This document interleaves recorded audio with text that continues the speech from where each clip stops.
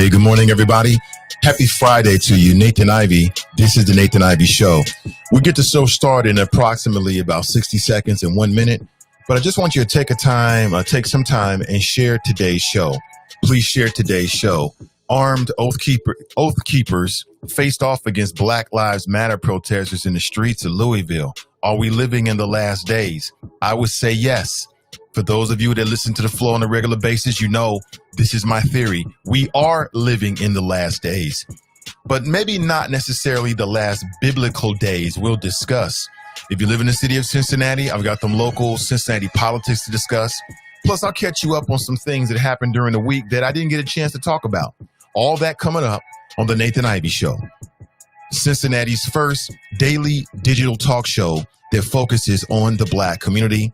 We're live, we're local, we're vocal in 60 seconds.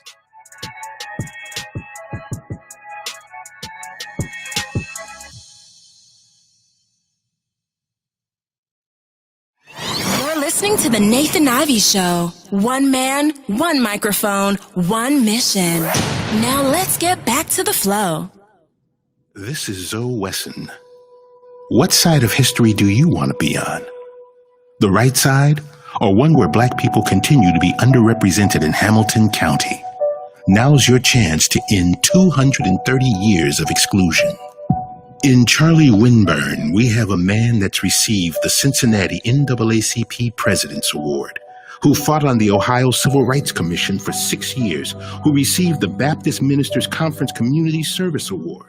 Charlie Winburn has received the Southern Christian Leadership Conference Award and was honored by WDBZ The Buzz as Pastor of the Month. We know Charlie Winburn, and he knows us. He's the right man to put us on the right side of history. On Tuesday, November 3rd, vote for Charlie Winburn for Hamilton County Treasurer. I am Charlie Winburn, and I'm asking you for your vote on Tuesday, November the 3rd, paid for by friends of Charlie Winburn. This is the Nathan Ivey Show. Get ready to be engaged. Get ready to be informed. Get ready to be a lion. Get ready to be enraged by the man City Beat magazine called a talk radio rebel. And your host. Now back to the show.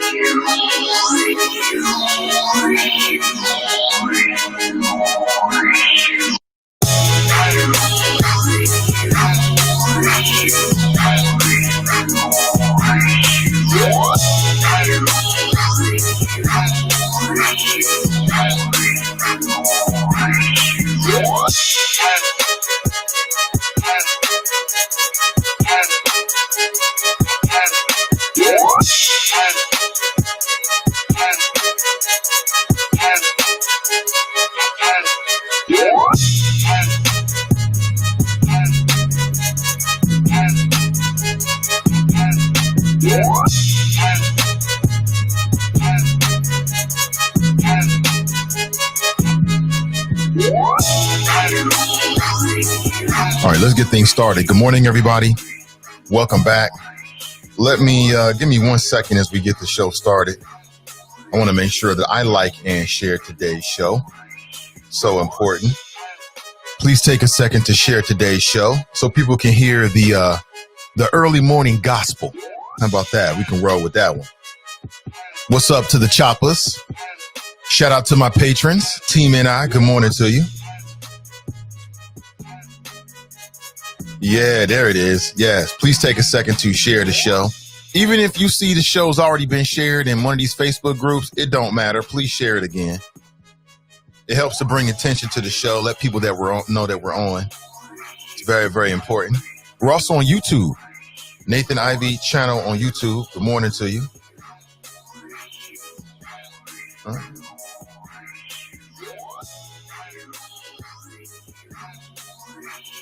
Yes, very, very important. Hey, good morning to you. Hey, listen, if you're a patron, make sure you check that Patreon feed. The activity level is going up, and I posted 3 new videos just yesterday, some audio as well. And depending on what your tier level is, you'll have access to it. And consider becoming a patron. Yeah, I've been saying for years, one man, one microphone, one mission. Well, my mission is to build black media in the city of Cincinnati and beyond, to amplify black voices. You can help with that mission. Go to nathanivey.com and click on the support tab and perhaps make a one-time donation, or maybe you want to become a patron. Appreciate you. Hey, good morning, everybody. Let's get into it. Lots of stuff to talk about. Including some things that we didn't get a chance to talk about throughout the rest of the week. I want to talk about them today. You can see my number on the screen there, 513-873-7134 as we talk current events. I want to make sure you're up to date on the latest of things that are going on in the greater Cincinnati area and around the country and around the world, as it impacts our community in particular. All right. Good morning to you. How is everybody? We made it. It's a happy Friday. Everybody doing okay? Oh, well, I'm reading that the governor of Ohio, who is spineless, by the way, everybody thought that Mike DeWine was like some great, we got lucky. We got a good white male Republican governor. People were running around giving him praises earlier in the year because of his stance on coronavirus. And since then, he has shown everybody that he is spineless. This past week, Donald Trump did a rally in Ohio, and thousands of people didn't have masks on. And, the governor's response was weak at best. At the very best, you can call it weak. So, it's disappointing that people didn't have on masks instead of him calling it out for what it is. Weakness. We could do better. We could do a whole lot better. And now I'm reading that the governor is set to relax and open up the doors for restaurants in Ohio. So he's going to push the restaurants to open completely and make some changes to the alcohol curfew. Yes, because Ohio restaurants are being complaining. And if I owned a restaurant, I guess I'd be complaining too, but I do not. They're complaining that the alcohol curfew is having an impact on their business because a lot of people go out not to eat food, but to drink alcohol. And I have yet to go to, let me see here. I've had like a meeting here or there, and I was masked up the whole time, social distancing, didn't eat anything, was just meeting. And that's only happened maybe once. I think it only happened once, actually. And, I'm not a big drinker, so it's easy for me not to care about this. But as I'm, out and about, around the city, walking or whatever, I see a lot of people in the outdoor venues, right, doing their thing, getting it in. And, happy for you, enjoy your life, live your best life. But, from the outside looking in, I didn't think that was too big of an ask to ask the restaurants to close at 10 p.m. and have an alcohol curfew because maybe it would have an impact on people spreading COVID-19. The kind of people that were going to the bars are the kind of people that were spreading COVID-19. And they just don't give a damn because apparently going to the bar is more important than not spreading COVID-19. Like I told you, folks, it's the humans that become the biggest issue. 513-873-7134. If you look at today's cover art, let me put it back on the screen here. Today's cover art, armed Oath Keepers faced off in Louisville with Black Lives Matter protesters. They were in the streets and they called themselves patriots. Are you hip to the Oath Keepers? Do you even know who they are? If not, I'll give you the what's up. I'll catch you up on the Oath Keepers and who they are, what they stand for, right? And what's being written about them. They have a nationwide presence, Oath Keepers. First time I heard about the Oath Keepers was under the Obama administration. And these were individuals that were like former military, former, law enforcement that pledged to take up arms to protect the Constitution. I don't know what it is. And these, primarily from what I've seen, these are primarily non-black people. And I don't know what it is about these folks, man. They just live in, I guess, in their heads, the formation of this country is just ever present in their minds, right? They want to relive 1776. I guess they want to be a part of a civil war. It's hard to understand, but they had some intense encounters down in Louisville in the streets. And, my first question is like, instead of confronting Black Lives Matter, folks, why aren't you marching with them? You know what I'm saying? If it's all about liberty, why aren't you marching with them as opposed to trying to confront them? And some of these Black Lives Matter protesters, man, and these folks that was down there upset about what happened and how it went down with Breonna Taylor, they didn't give a damn. They were standing their ground. I seen video on YouTube within the last 24 hours of young brothers and sisters with no apparent weapons up in the, matter of fact, I seen one dude said, look, if you go to the square, I'm going to bust you in the mouth. I'm going to bust you. Just walking around pointing his finger in the face of these white dudes, these oath keepers that appeared to have like assault weapons and all kind of weapons and ready for war on some levels. I mean, look at what's happening. Look at what's happening. And see, a lot of this stuff started with Barack Obama. You know, at the same time, we was having two conversations going on. On one hand, people was running around talking about we're in a post-racial America. Where are those people? Remember those people during the Obama administration? Oh, this is post-racial. Oh, the fact that we got the first non-white male president means that America has gotten over her original sin, racism. How'd that work? And at the same time, I believe largely because of xenophobia and racism, you had the rise of the Oath Keepers in the Tea Party.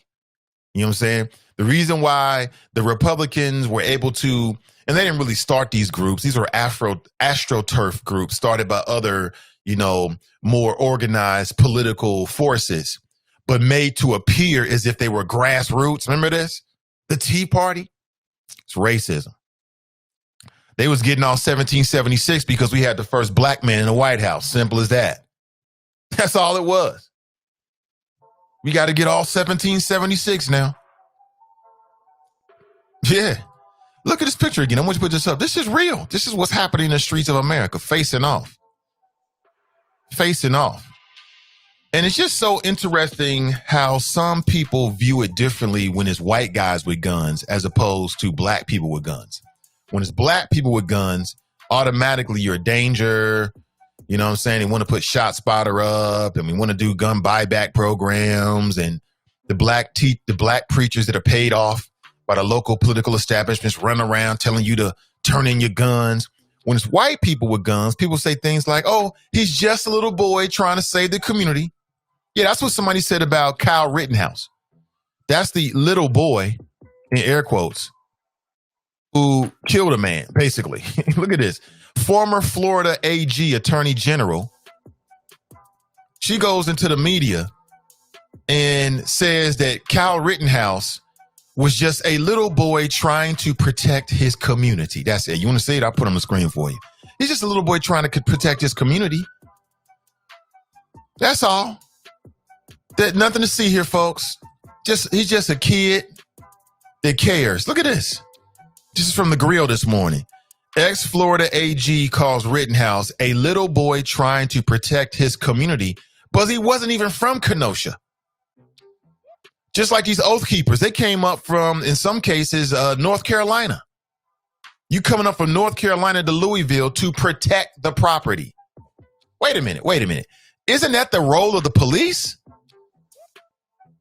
You know what I'm saying? Isn't that the role of the police? I think it is. So here you are, you and your buddies, the backwater bubbas. You jump into a pickup truck with your weapons. You're going to drive hundreds of miles, cross state lines, so you can do the job of the police. The police didn't call you. They don't need you. You haven't been deputized. You're just private citizens, and you're going to go protect property. You can't even make this up. This is what you want to do on your weekend? I don't believe it. These are just good old boys that have been training. These Oath Keepers have been training. And since they've been training, they want to use their training. That's all it is. They want to prove to everybody they got the right stuff. I'm made out of the right stuff. I'm ready for the fire. And you know, that's all it is. The police don't need you driving from another state with your weapons. No training, no coordination, no idea what you're getting into, to face off against Black Lives Matter protesters who otherwise were peaceful. I know there were some instances, but overall it seems like it was peaceful to me. All you're going to do is cause more of a problem. These Oath Keepers, I'll give you the details of who they are and what the Southern Poverty Law Center says about them. It's quite interesting. I'm telling you, man, everybody is clicking up out here with guns. What are you doing? People are clicking up with guns out here, clicking up. Now, I don't know what you're doing on the weekend, but you got elements of the population. You know what they're doing on the weekend? They're running around in the dark, doing training, going through tactical training. That's what they're doing. And you know what's so interesting, man, and I ain't trying to get all ad hominem, but as I was looking at some of the images, like, these guys don't seem like they in too much shape. Look at this dude over here. Now, what is he going to do? Like, my thing is, if you're getting ready for war and you're doing tactical training, the first thing you need to get in shape is your body. That's the first thing you need to get in shape. You should physically be strong. You know what I'm saying? Look at this dude. What are you going to do? What the hell are you going to do exactly? You're going to get yourself into a situation that you can't put your hands up and deal with, and then you're going to want to bust off your gun. That's all that's going to happen. That is all that's going to happen. You're going to kill somebody and or get yourself killed because you're not really ready for it. You ain't really ready for it. You're not. Look at these dudes right. Here's another image. Dude. Look at they ready for war out here. Look at them. What they got. The blue line, is that the blue line mask? Or maybe it's not. Look at these dudes. Where did he get that helmet from? Was he in the war? Was he in the military? As I understand it, these Oath Keepers in some cases, maybe many cases, were former military. First time I heard about them was it was a Time magazine article, right? Oath Keepers.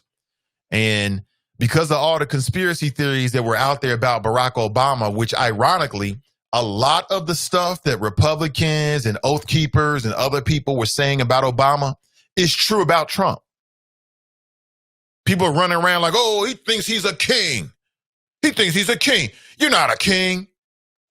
But Trump's running around talking about how he might not leave office if he leaves because he feels as if the Democrats have got this grand conspiracy along with the U.S. Postal Service and the mainstream media, you know, to somehow disenfranchise and be unfair to Donald Trump. Can't y'all see through this? I know you can. I'm talking to very smart, intelligent, primarily black folks and others too, right? What up to Jerica? You know what I'm saying? I'm talking to very intelligent folks. I'm just reinforcing what you already know so we don't forget in that case. People was running around during the Obama administration. Obama thinks he's a king. You're not a king. He's trying to do things that a president shouldn't even try to do. Now, when Trump does it, the Oath Keepers want to arm and go to Louisville to protect property. What they need to do, if they're all about strict, you know, interpretations of the Constitution, they need to go to the White House. I mean, that's where the dude is trying to disrupt the Constitution. It wasn't Obama. But the first time I read about the Oath Keepers was in a Time magazine article. And they had all these former military dudes, primarily all white, non-black, who are taking oaths and pledging fealty to the Constitution, right?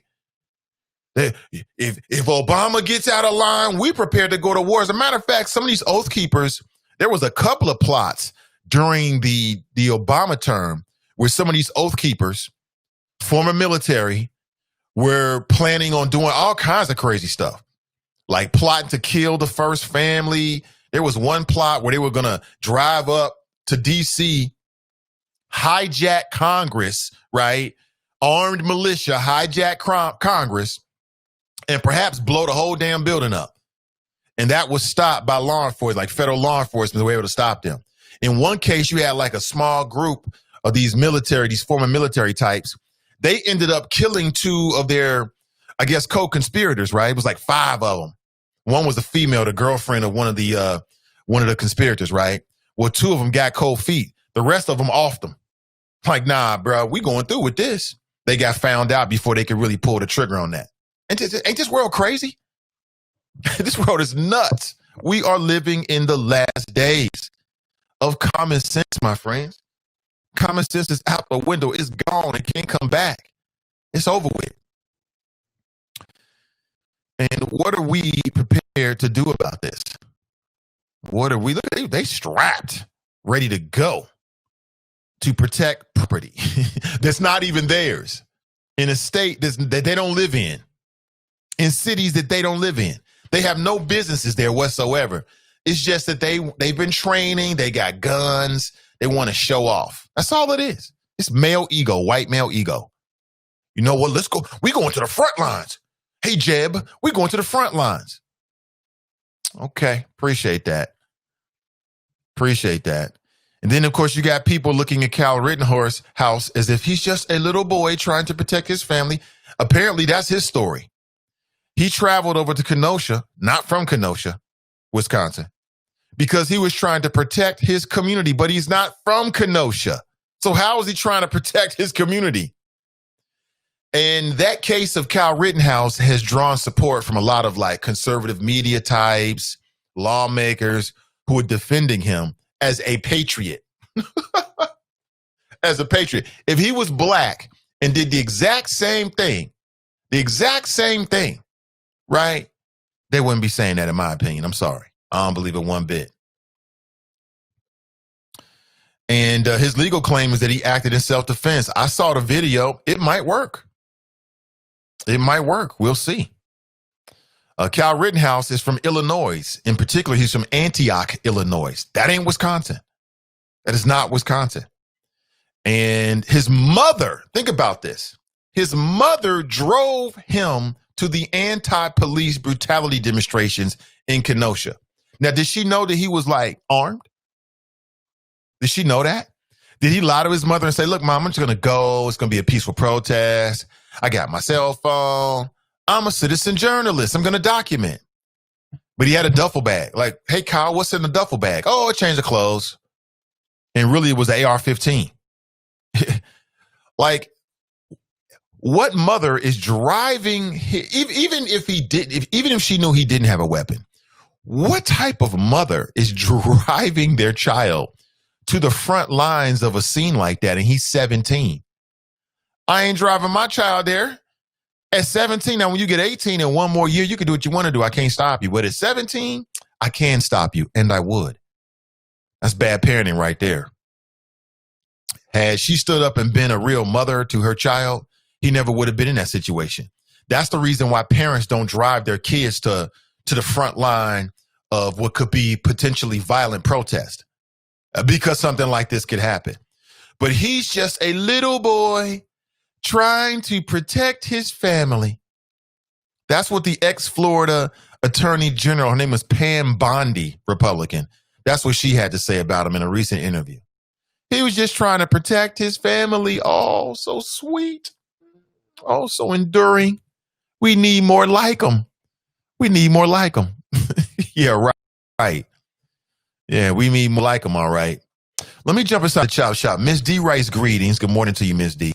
Pat writes good morning. Tanika writes good morning, Nate and the Choppers. Good morning to you. Brenda writes happy Friday. Clue Magic writes grand risings, Nate and the Choppers.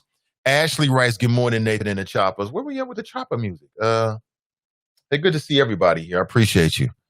Mason Marler writes, morning, Nate and the Choppers. Hashtags flows rated E for everybody. Hashtag don't come up missing. Hashtag John Lewis lives in my vote. Tracy writes, hi, it's 9:28. Did I put there? My bad. I'll change it. 9:25. Sharp writes, good TGIF, Nate and the Choppers. Good morning to you. IT writes, good morning. I'm here for the children. Change the law. Leave the personal comments about Daniel Cameron out of it. He can't change the law on the spot. Just change the law. Anything else is fake woke window dressing. That's interesting because you say leave the personal comments out, but then you like to deliver personal comments about people. That's quite interesting. The lack of consistency continues.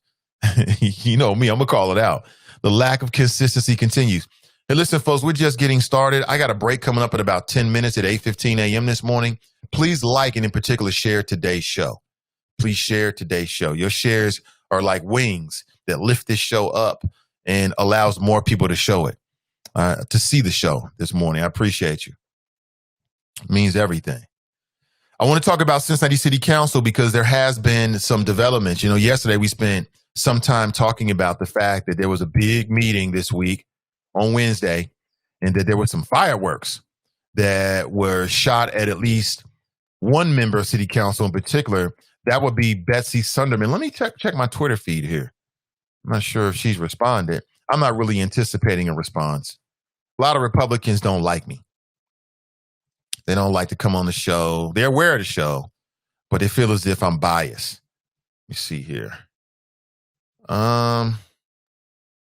She's seen it, but she didn't respond to it. It's got a little check right there.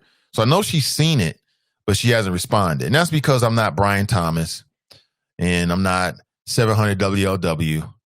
And maybe she's listened to the show, or maybe some of my good buddies in the Republican Party have said some good things about the show. I do know there was some black people on Twitter that was spreading some lies about me. These are black people. It wasn't even white folks. It was black folks. They were spreading lies about me, saying that I was gotcha radio. That's because I guess, I don't know why. And that, I wouldn't be fair to them. But I think I'm fair. I'm fair but biased. I say it again. I'm fair but biased. If you on some dumb-ish, it's not going to go well. It's just what it is. I'm going to challenge you. And that could be the entirety of the conversation. We can spend the whole conversation on this show just on one question. If you on some dumb-ish, it is what it is. I'm going to call it out. But if you on, hey, Republican or Democrat or Independent, I don't really care about your party affiliation. I much more care about who you are as an individual, what you stand for, the policies that you propose. That's what really matters to me. So I know she saw it, but she hasn't responded. So I'll call her office today and see if Betsy Sunderman would like to come on the air. Now I know she's done white male radio in the city. That's what I call it. Let's get to the chase. White male radio is what it is. I know she loves to go on white male radio, but let's see if she'll talk with new black media. We'll see. If she doesn't, she doesn't. If she does, she does. I'm a voter. I'm a constituent. Many of us are voters and constituents. Hey, Beowulf, Jesse, appreciate you. Appreciate you. Thank you for the share on Twitter. Appreciate that. So Betsy Sunderman took some heat this week. And many people pledging that they were going to do everything they can to get her out of office. And I'm not upset with that. From what I'm seeing so far, I ain't too impressed. I think that I think she's a bit tone deaf and is more than willing to play politics if it serves her, as opposed to serving the overall interests of the community. So again, she seems to be like the Xena warrior princess for the FOP here in Cincinnati, but that's only one small sliver of the Cincinnati community. The black community is 43% of the population? That's a far bigger slice of who makes up Cincinnati. There are way more black people that live in Cincinnati than there are police officers that work for Cincinnati. I'll say it again.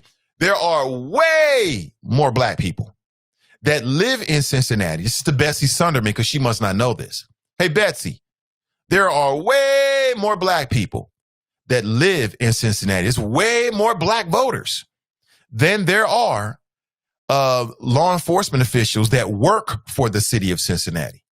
Betsy Sunderman's out here acting as if the police are the largest voting bloc in Cincinnati. They are not.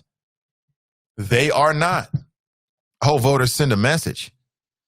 And I told you my gripe is that, to me, I thought her op-ed piece in the Cincinnati Enquirer just showed that she didn't really care about black pain. She don't really care about gun violence victims. Because she had a chance to speak to it and offer some solutions, and she didn't. Her solution is she wants a flag, to be outside of City Hall, doing blue mass. Okay. City Council approved that. By a 5-4 decision, City Council struck down, what she was asking for. And that is basically to prevent a future council from ever, defunding the police. That was 5-4. So that's a razor thin. And who voted for her motion? Let's talk about the people that voted for her motion. She voted for it. Okay, you would expect that. Her Republican ally, her party mate, the polyamorous Jeff Pastor. Look, you put it out there, Jeff. He voted for it, as I understand it. Christopher Smitherman, who is sort of like an unofficial Republican. Let's call it what it is. He's an independent. He says he's independent, but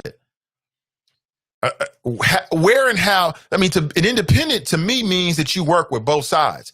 Where and how does he work with the Democrats or the other side? I don't really see it.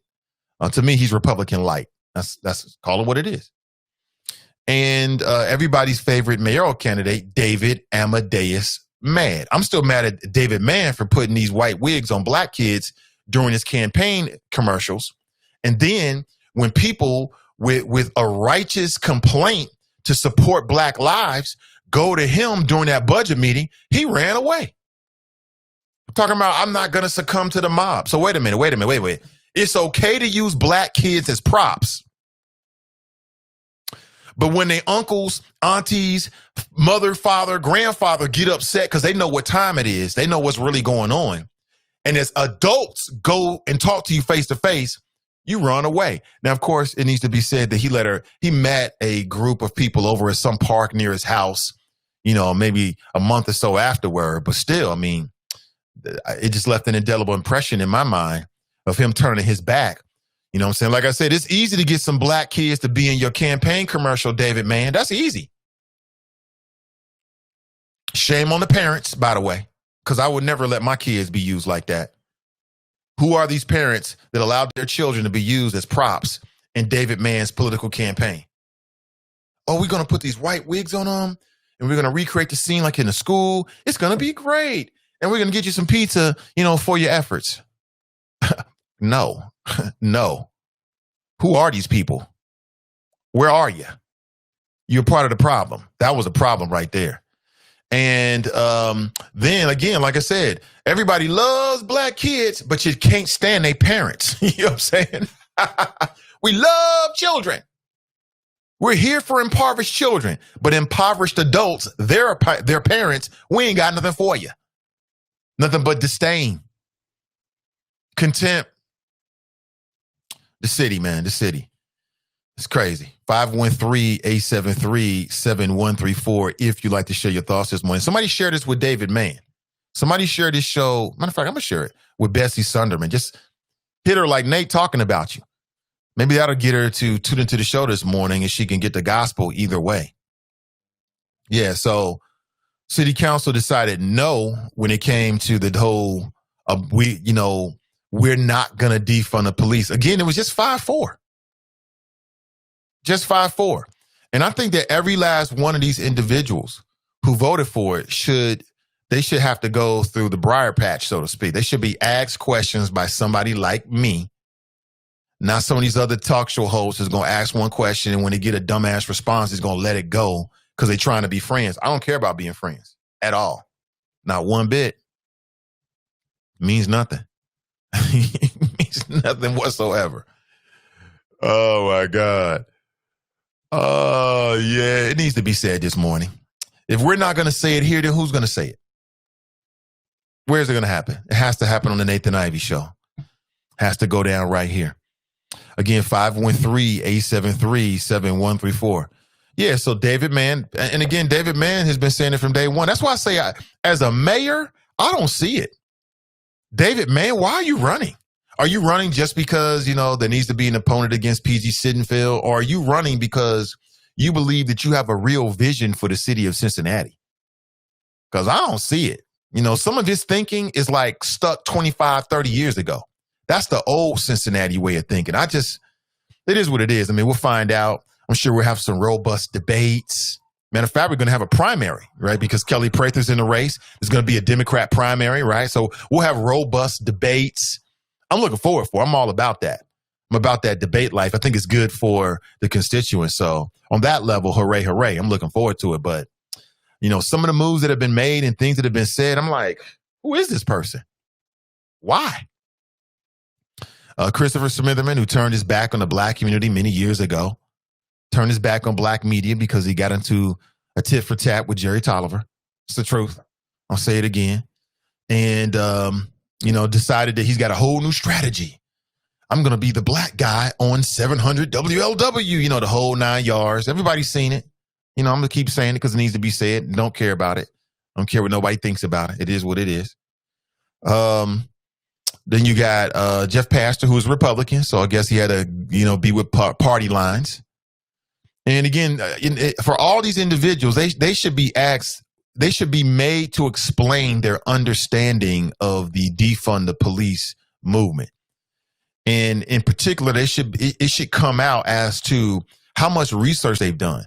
You know, what is your understanding of it, and what's your motivation? Is this just a whole, I want to come across like I'm pro-police because that's going to sell well in the suburbs or in certain communities or something like that, a Republican Party, or, how does that serve the interest of the public? Again, I'll tell you, it is a myth that more police leads to reduction in crime, and it's undeniable.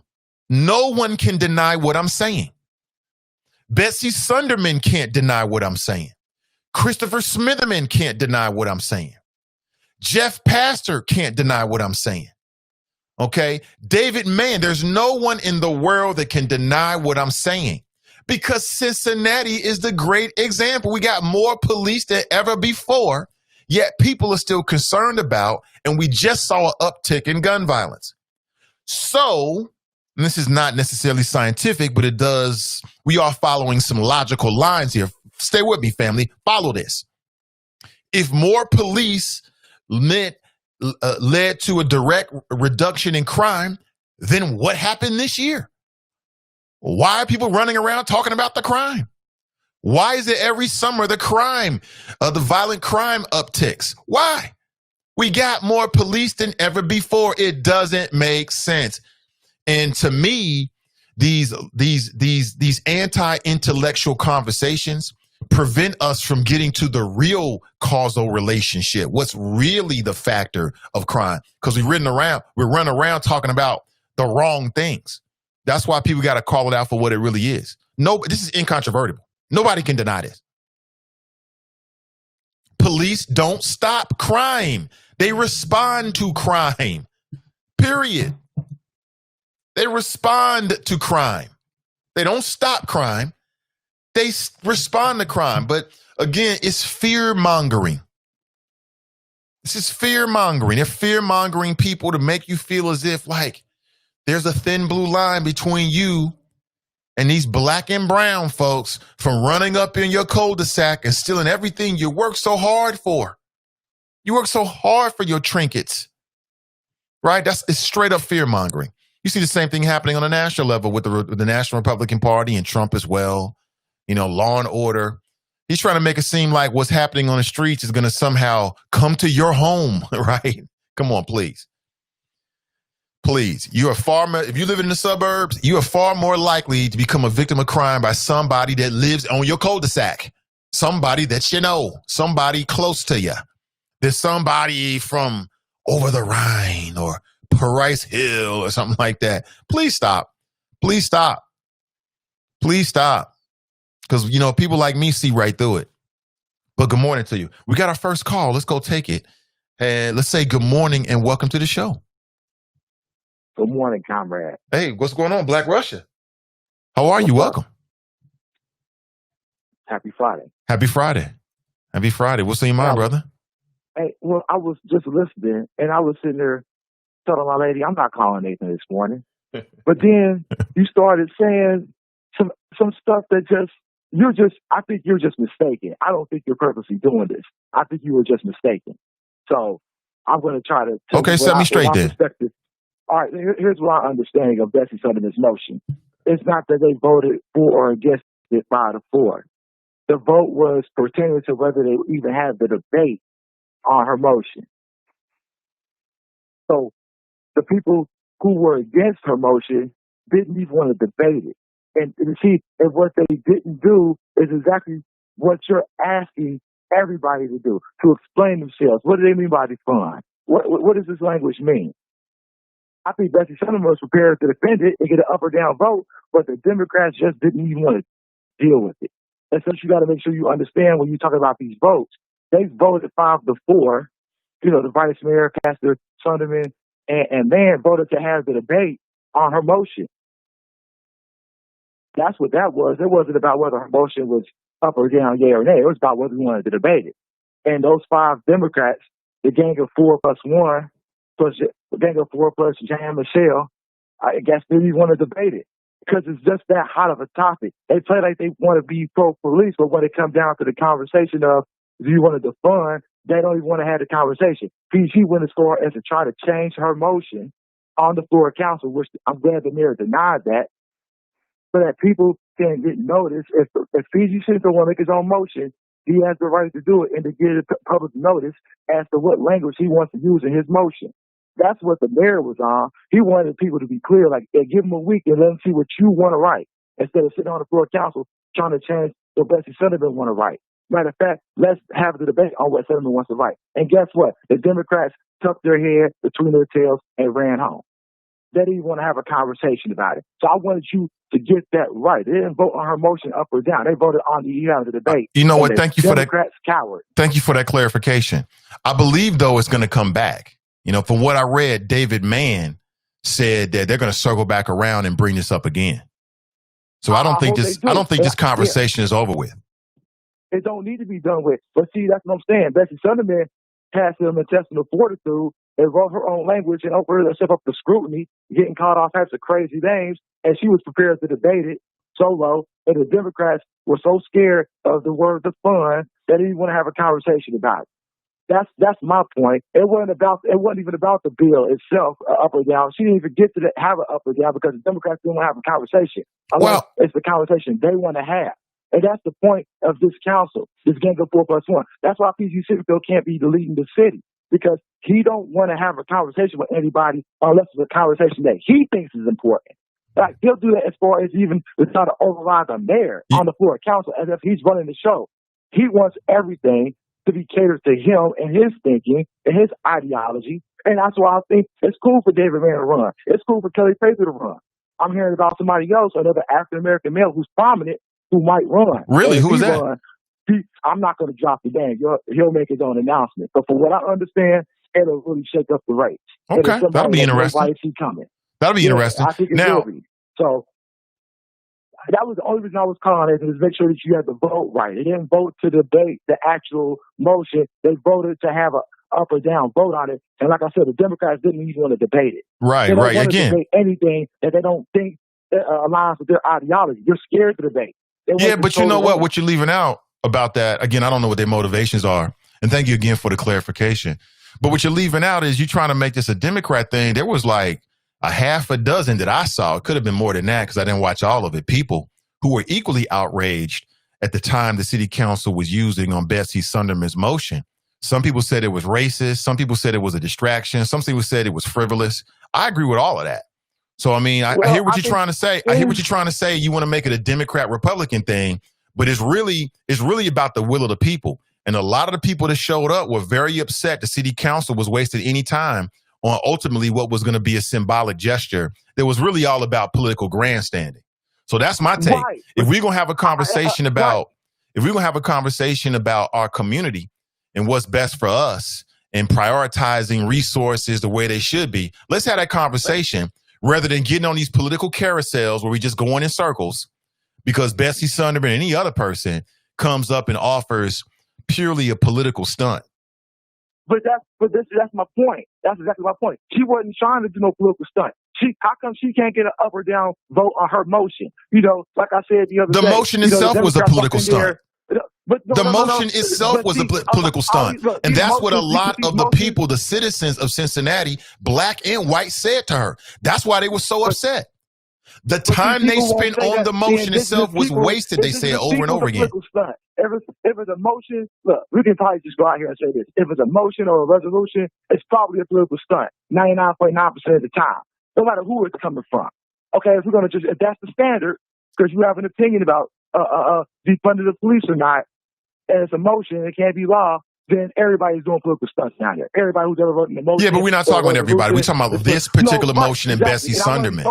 You're trying to muddy the waters by saying anybody that comes up with a motion is playing politics. I don't believe that. This particular motion, we have to go motion by motion.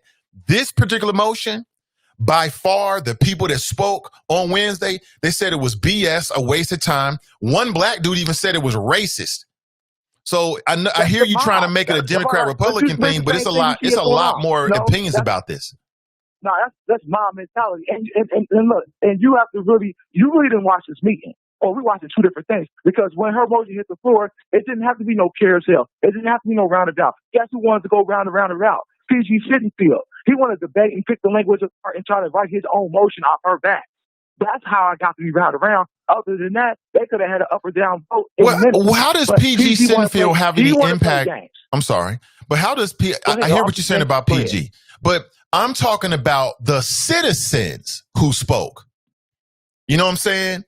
People like Iris Rowley and other individuals who spoke about the time that was spent on this motion and how they viewed the motion. You're talking about PG Sittenfield. I'm talking about the people.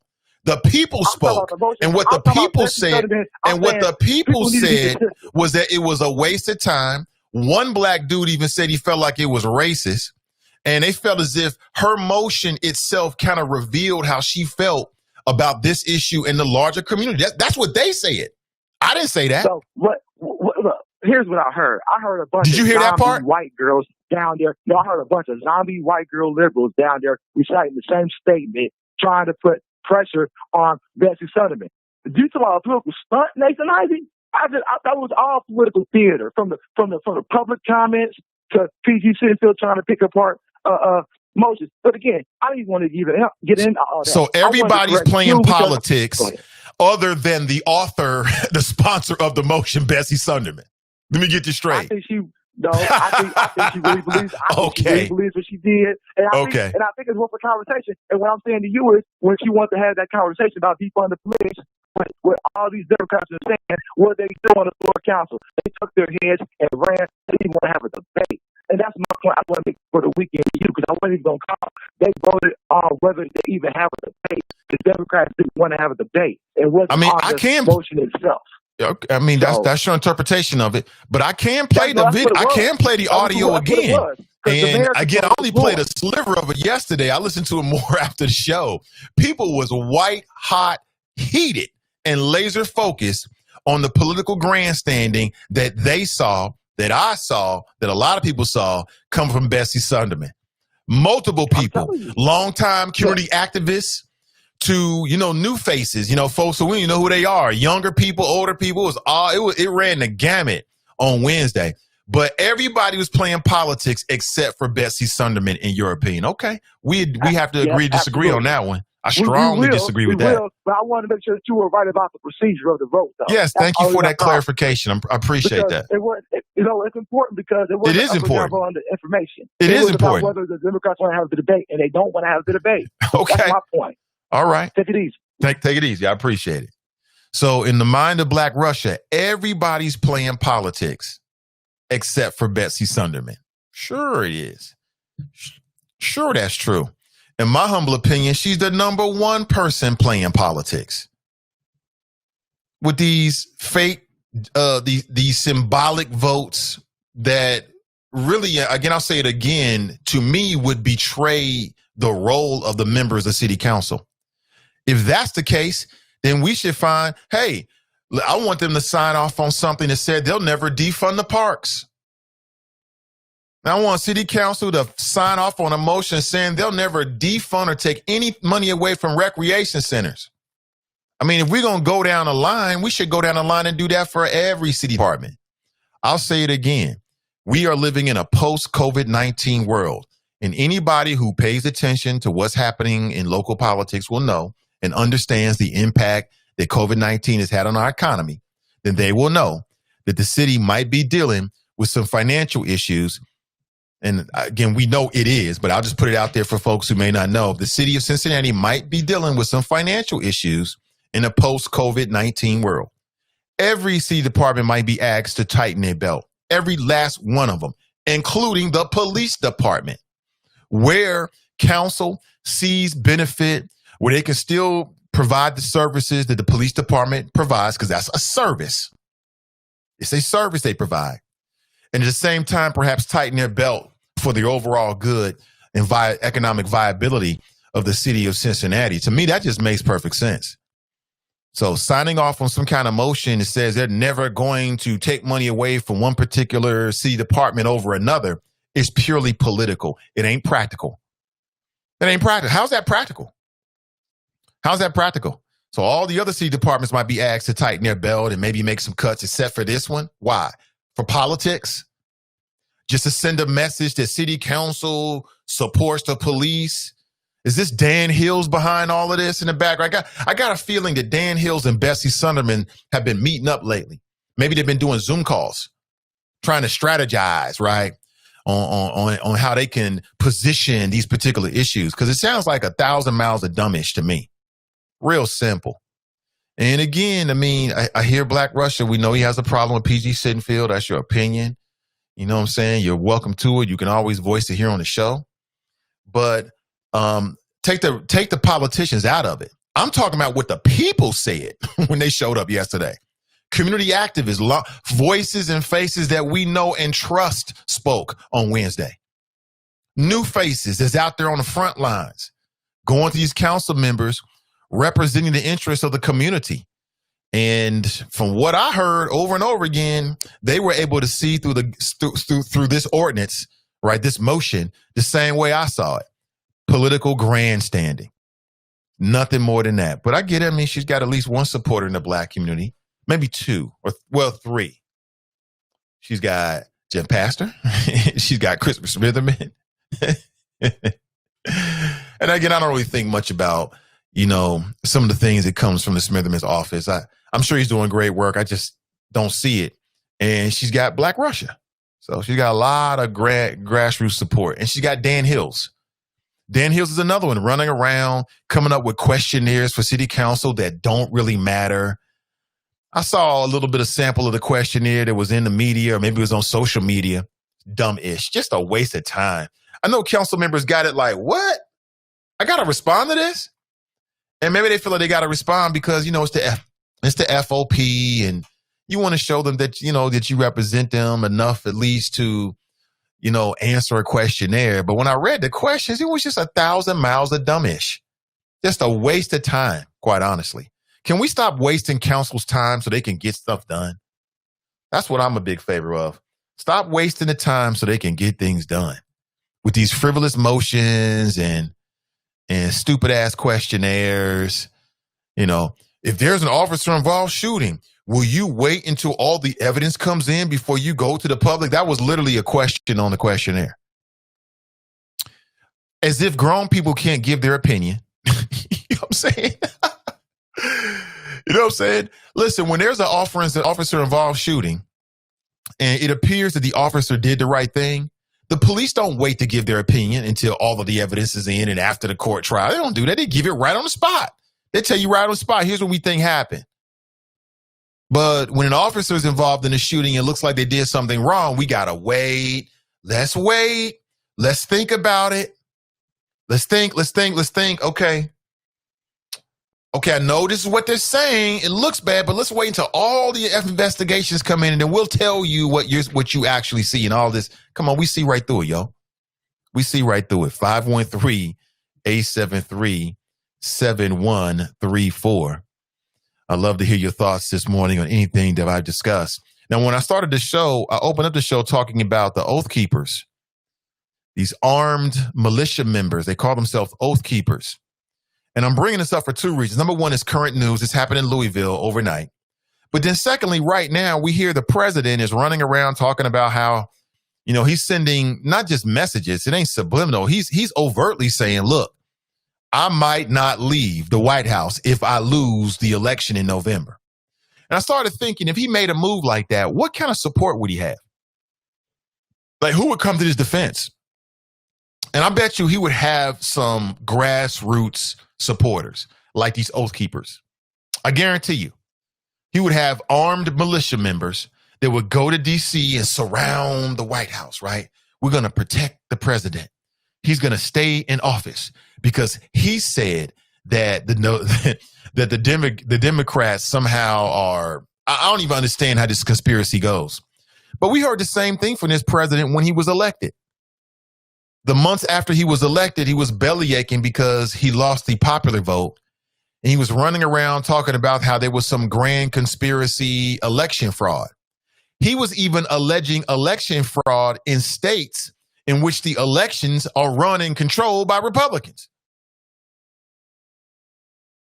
So, yeah, election fraud. And the Republican would come out and be like, well, I'm the top elections official. I'm a diehard, lifelong Republican. Why would we be a part of a plot to steal the election, to steal votes from the guy that we want to see in office? It just doesn't make any sense. But I say that because if, in fact, this happens, and this could happen in November, well, Donald Trump loses the election, and then he's like, well, I'm not leaving because the Democrats were encouraging people to turn in fraudulent ballots. Like, I don't even know what that means exactly. The FBI has said there's been no evidence they found and no historical evidence to suggest that there's some grand conspiracy to commit mail-in voter fraud. And you know what's so funny about it is that the real conspiracy is the conspiracy that Donald Trump is doing behind the scenes, along with the U.S. Postmaster General, to try to slow down the inner workings of the post office so it'll impact the vote. So it's always like a deflection or a misdirection with Donald Trump. I mean, I spotted him years ago. When Donald Trump comes out and is vehemently saying that the Democrats are doing something, that's because he's doing it. That's his deflection. It ain't rocket science, right? It's not chess, it's checkers. It's real simple to see. When you see the president come out super hard and claim that the Democrats are doing something, he's actually doing it. I think you can see it for yourself. You can see it for yourself. Again, 513-873-7134. I'm way over for a break. All right. So let's do that. We'll come right back. It's the Nathan Ivey Show. I'm live. I'm local. And I'm vocal. This is the last honest place in Cincinnati media, and we'll be right back. The Nathan Ivey Show is supported by listeners. Go to www.patreon.com/Nathan Ivey Show and help Nathan keep the show independent. My Business Report. I'm Donna Wilson. In the business of entertainment, Comcast and Sean Diddy Combs has signed an agreement to expand his TV network, Revolt, to over 30 additional markets on Comcast. Financial terms weren't disclosed, but as part of the new agreement, the companies will collaborate to create more Black content. Black board seats matter, and Kanye West wants in. Reports say Kanye West is threatening to withhold his new product line for the Gap until he secures a seat on the company's board of directors. And Virgil Abloh is one of the top Black designers around. He's released a swing state voter incentive shirt urging the youth to vote. Reports say the proceeds will go to Abloh's $1 million scholarship fund, which provides financial resources and mentorship for Blacks. The initiative also aims to help foster equity and inclusion in the fashion industry. That's your Bloomberg Black Business Report. I'm Donna Wilson. Hello, I'm Charlie. This is Zoe Wesson. What side of history do you want to be on? The right side, or one where Black people continue to be underrepresented in Hamilton County? Now's your chance to end 230 years of exclusion. In Charlie Winburn, we have a man that's received the Cincinnati NAACP President's Award, who fought on the Ohio Civil Rights Commission for 6 years, who received the Baptist Ministers Conference Community Service Award. Charlie Winburn has received the Southern Christian Leadership Conference Award and was honored by WDBZ The Buzz as Pastor of the Month. We know Charlie Winburn, and he knows us. He's the right man to put us on the right side of history. On Tuesday, November 3rd, vote for Charlie Winburn for Hamilton County Treasurer. I am Charlie Winburn, and I'm asking you for your vote on Tuesday, November the 3rd, paid for by friends of Charlie Winburn. This is Zoe Wesson. There are a few times in life to make history. Hamilton County was founded 230 years ago, but has never elected a Black county treasurer. It's time for change. Elect a proven, trusted, experienced candidate for Hamilton County Treasurer, Charlie Winburn. We know Charlie, and he knows us. Charlie Winburn was the former chairman of the Jobs and Growth Committee on Cincinnati City Council under the Honorable Democrat Mayor Mark Mallory. Winburn led the fight to keep 2,000 U.S. postal jobs in Cincinnati. He also fought for wage increases for thousands of city employees, especially our sanitation workers. Charlie Winburn will safeguard more than $1.4 billion in real estate taxes and will increase new home ownership and new jobs. On Tuesday, November 3rd, vote Charlie Winburn for Hamilton County Treasurer. Let's make history together. I am Charlie Winburn, and I'm asking you for your vote, paid for by friends of Charlie Winburn. This is the Nathan Ivey Show. Get ready to be engaged. Get ready to be informed. Get ready to be a lion. Get ready to be enraged by the man City Beat magazine called a talk radio rebel. And your host. Now back to the show. Good morning. It's a beautiful Friday. Welcome back. Nathan Ivey with you. 513-873-7134. I want to add some more conversation, then we'll go straight to your chat. The phone lines are open as always. 513-873-7134. Good morning to you. And I want to direct your attention to the Is It Just Me podcast later today at 12:30 p.m. on Send Digital Media, a new voice in the city of Cincinnati. Should be talking with Jennifer Branch. Very interesting. Should be a very interesting conversation. She's running for, I believe, Common Pleas Court, but also she recently had a client and a little bit of a controversy. It looks like some evidence may have been withheld by the Hamilton County Prosecutor's Office. Hopefully, I think I got that all right. Check it out today at 12:30 p.m. The Is It Just Me podcast on Send Digital Media. You can find it on Facebook. And, of course, on Sunday, the Dope Chicks Collective at 1 p.m. Black women from the Cincinnati area coming together to talk about very relevant issues and offering very relevant solutions as well.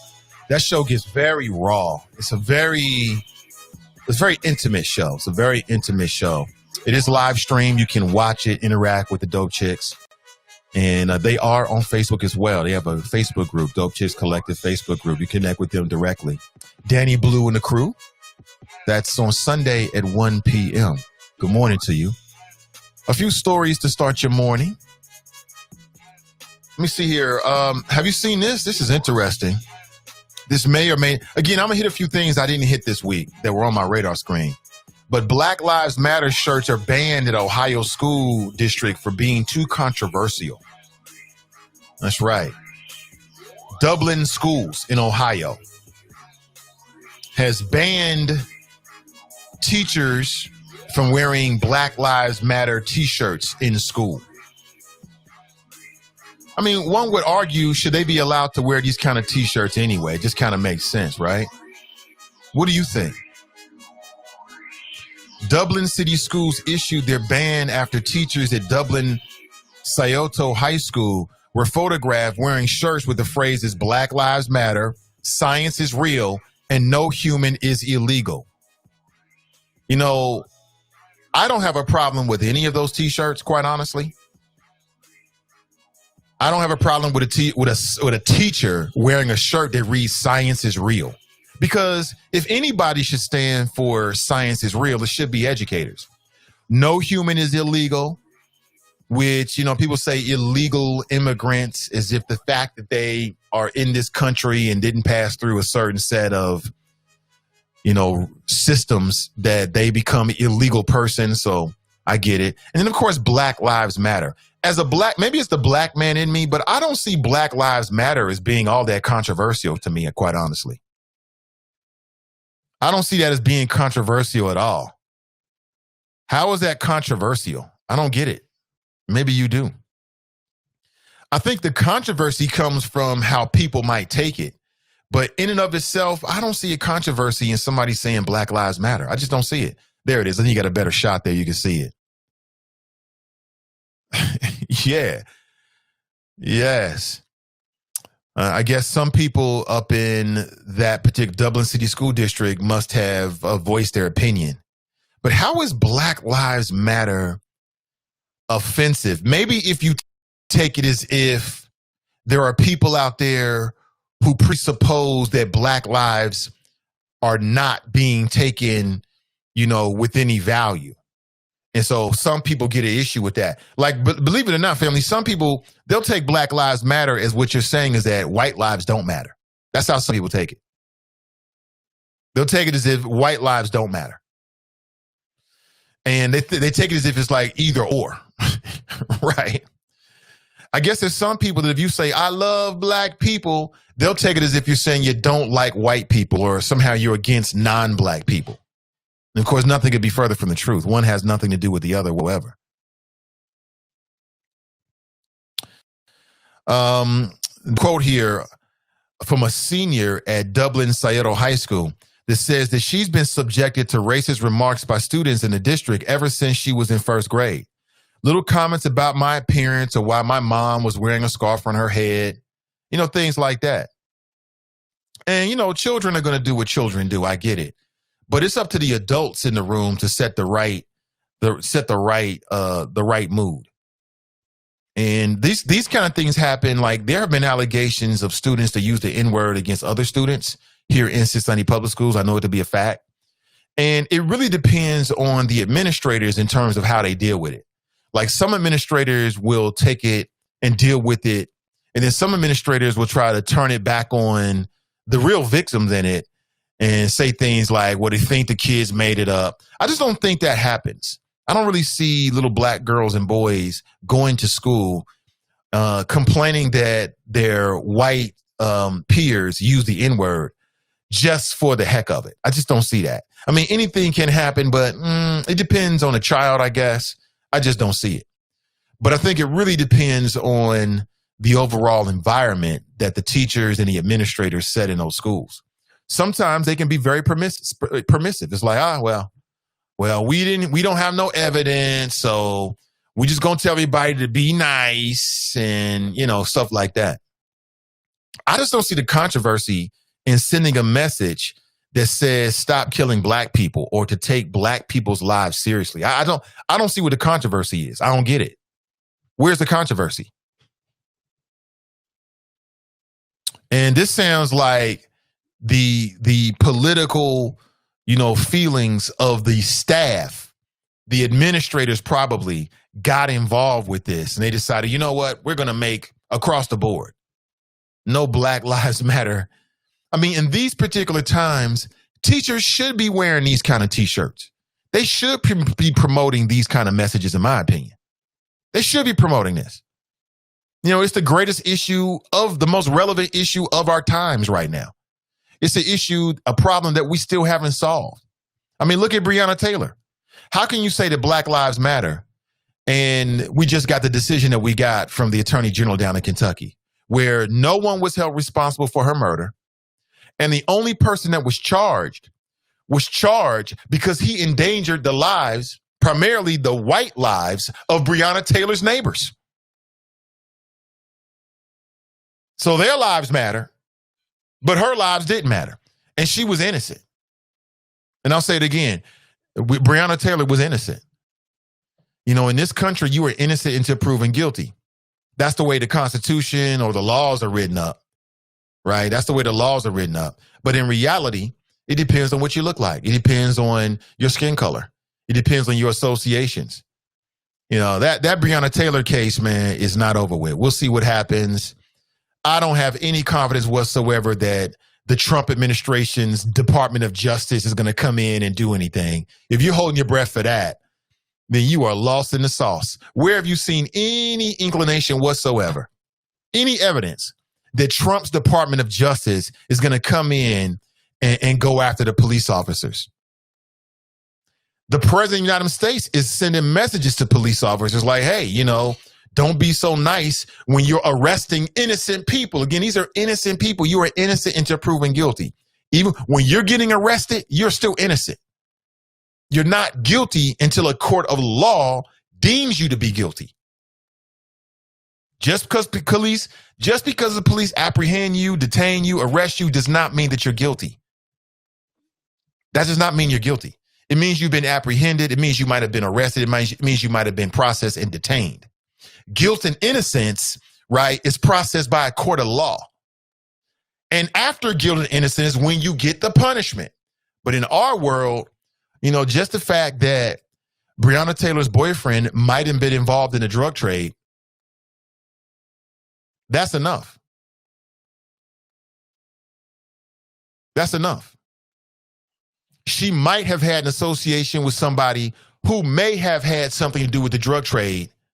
And so that gives you all of the motivation you need to break down her door, guns blazing, not identify yourself. I'll tell you again, family, I don't believe for 1 second that Breonna Taylor's boyfriend opened fire and he knew it was police officers. I don't believe it one bit. It doesn't make any sense whatsoever. Anybody who believes that is a racist. You're racist or you just don't think too sharply. You're just a little bit slow. It's either or. For you, and I say you're racist is because for you to believe that, you would have to believe that all black women and children is on some, what does somebody say? Some New Jack City type ish. Like we just half a degree away from cooking up dope. We all cooking up dope on the weekends. No, we're not. I mean, for you to believe that, you would have to believe that this black man who had no gun, no weapons. I'm sorry, he did have weapons. He had no money, no drug money. No drugs were found in Breonna Taylor's home. You would have to believe that in the middle of the night, he's willing to just go to jail for the rest of his life or die. When all he had to do was just open the door. It just don't make any sense.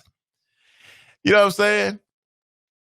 And, it wasn't like he was like a 2 strikes offender and the 3rd strike means he goes to jail for the rest of his life. None of those circumstances were in play here. So again, for anybody to believe that, you're a straight up racist. I don't care what, was it Daniel Cameron says? I don't care what he says. Oh, well, we got a witness that said that the police identified themselves. Yeah, they have some witnesses in the Reuben Hurricane Carter case too. They always got a witness. What has history taught us? That it's easy to force somebody to bear false witness against their fellow man. It happens all the time, especially if they get caught doing a crime themselves. We've seen this over and over again. So I don't believe it. I think it'll be easy. People misremember, people mishear. Eyewitness testimony is not all that reliable, as I understand it. Oh yeah, I heard it. I just don't believe this black man laying in the bed with this black woman. They chilling, right? And all of a sudden he's ready to go to jail for the rest of his life. Just like that. Just because somebody knocked on his door. Oh, the police. Oh, we hate the police. I don't believe it. And you shouldn't believe it either, family. And if you do, you're a racist or you're just not that sharp. You're just not that sharp. You need to sharpen your knives up. Understand what's going on in the world. Like, listen, I can bring up a case. I can just type in exonerated or falsely imprisoned. And we'll see what comes up. Falsely imprisoned man.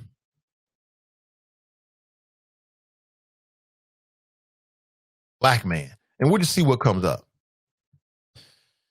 See what comes up. And look what comes up on Google. The Innocence Project. All kinds of men who have been found to be wrongfully accused, wrongfully convicted, exonerated after 5 years, 10 years, 17 years, 44 years.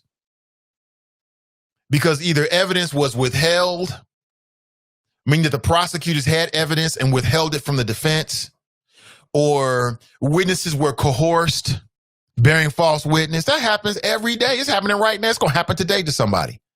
There's a black man, a woman, or child that today, it's all good. It's going to happen to them today. So again, when I heard Daniel Cameron say, oh, well, we had a witness. We had a witness. Witnesses, mistresses. I don't believe it. I know human nature. And no, what black man is laying up in the bed ready to go to jail for the rest of their life because you open fire on police officers? Who does that? None of those people I know. Ain't nobody trying to go to jail for the rest of their life and all you got to do is open the damn door.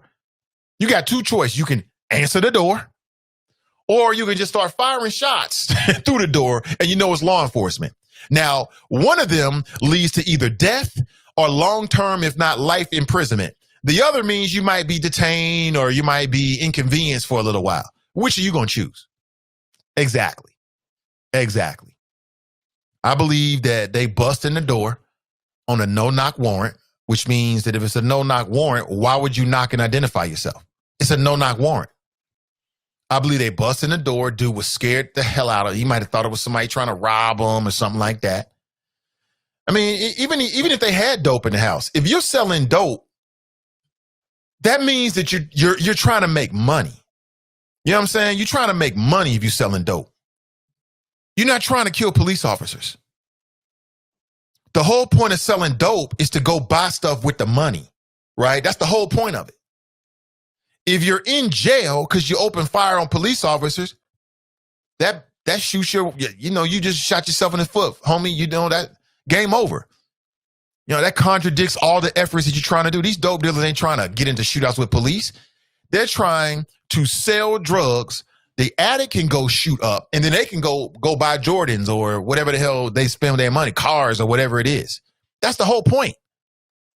But I think these movies have, got into people's heads where they make it seem like dope dealers are just like they're El Chapo, right? They just don't step up to us, because if you do, we're going to murder you. It doesn't make any sense. People that sell drugs are selling drugs so they can get the money and then go buy stuff. If you're getting in shootouts with police officers, you're not going to get the money and go buy stuff. It contradicts all of your efforts. It just doesn't make any sense. But that's just my thoughts on it. 513-873-7134. Let me jump inside the chop shop and say good morning. Miss D Rice, greetings. Pat Rice, good morning. Tanika Rice, good morning, Name the Choppers. Brenda Rice, happy Friday. I feel like I've read this already. Let me flash ahead. Cruther Rice, good morning, Choppers. Ray Rice, grand risings. Angela Rice, salutations. Tracy Rice, not sure why you're minding my business. Jared Rice, I'm not sure who she's talking to. Jared Rice, good morning, hashtag team and I. Miss Tiffany Rice, good morning. Oath Keepers have been around for a minute. They have. Klumazik Rice, yeah, Mitch the Turtle said Obama being elected were reparations for slavery. What? He did. It goes to show you his mindset. The post-racial people are the same people as Tavis Smiley and Cornel West in a quiet place. Well, Tavis got bigger fish to fry. He's got to give back that, $1.5 million to PBS. He lost that lawsuit. I see Cornel West, and he's out there, but, you got to understand the way the media works. And this is why I said people try to make it seem like the mainstream media was the best friend of Barack Obama. They never were. MSNBC wasn't the best friend of Barack Obama. I used to watch MSNBC during the Obama years. You know what they was doing on Morning Joe? They was running Tavis Smiley and Cornel West on the show all the time. They became regular guests. Why? Because they had two black prominent men who were willing to criticize the first black president, and they thought it was a great clash of ideas and was giving them ratings.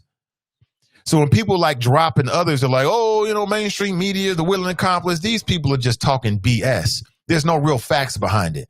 When Obama was in the White House, CNN and MSNBC was steady running critiques and criticisms, far more than Fox News does to Trump right now on Barack Obama. Morning Joe, and he's all anti-Trump now because Trump talked about him personally and talked about his girlfriend Mika, right? So now they can't stand Trump. But when Obama was in office, they was running that same BS about Obama and trying to appear independent and on the fence. I'm a Republican, but I got a little bit of Democrat in me. They weren't 100% in the bag for Obama. There is no media channel that was 100% in the bag for Obama. Not even black media was 100% in the bag for Obama. You know what I'm saying? You had black talk show hosts around the country that had various opinions. You had local black media that went from talk radio to music radio. When you had the first black president re-election come up, how's that supporting the black president? So miss me with all that mainstream media and media was in the bag for Obama, because I never saw it. I've never seen it. There's no media channel that 100% supported Obama in the way that Fox News supports Donald Trump. It just doesn't exist. I never saw it. And not even black media. You had people with the Black Agenda Report, man. Bruce Dixon. What up, Bruce? I talked to Bruce and a couple of his folks. Well, not Bruce. I talked to a couple of his folks a couple of times on the show, maybe 3 times on the show. We debated it because they were super hard against Obama. Well, where's the agenda? What's he going to do for black folks? What's he going to do for black folks? 100%. They're not as loud They're not as loud against Trump, and the mainstream media doesn't focus and feature them in the same way that they did when Barack Obama was in office. When Barack Obama was in office, mainstream media had a whole bunch of black faces that was willing to talk to, and they had to talk about Barack, the first black president. He went out of office, those people kind of filtered away. Now you've got other black media, platforms that are on the rise now, but back then, no.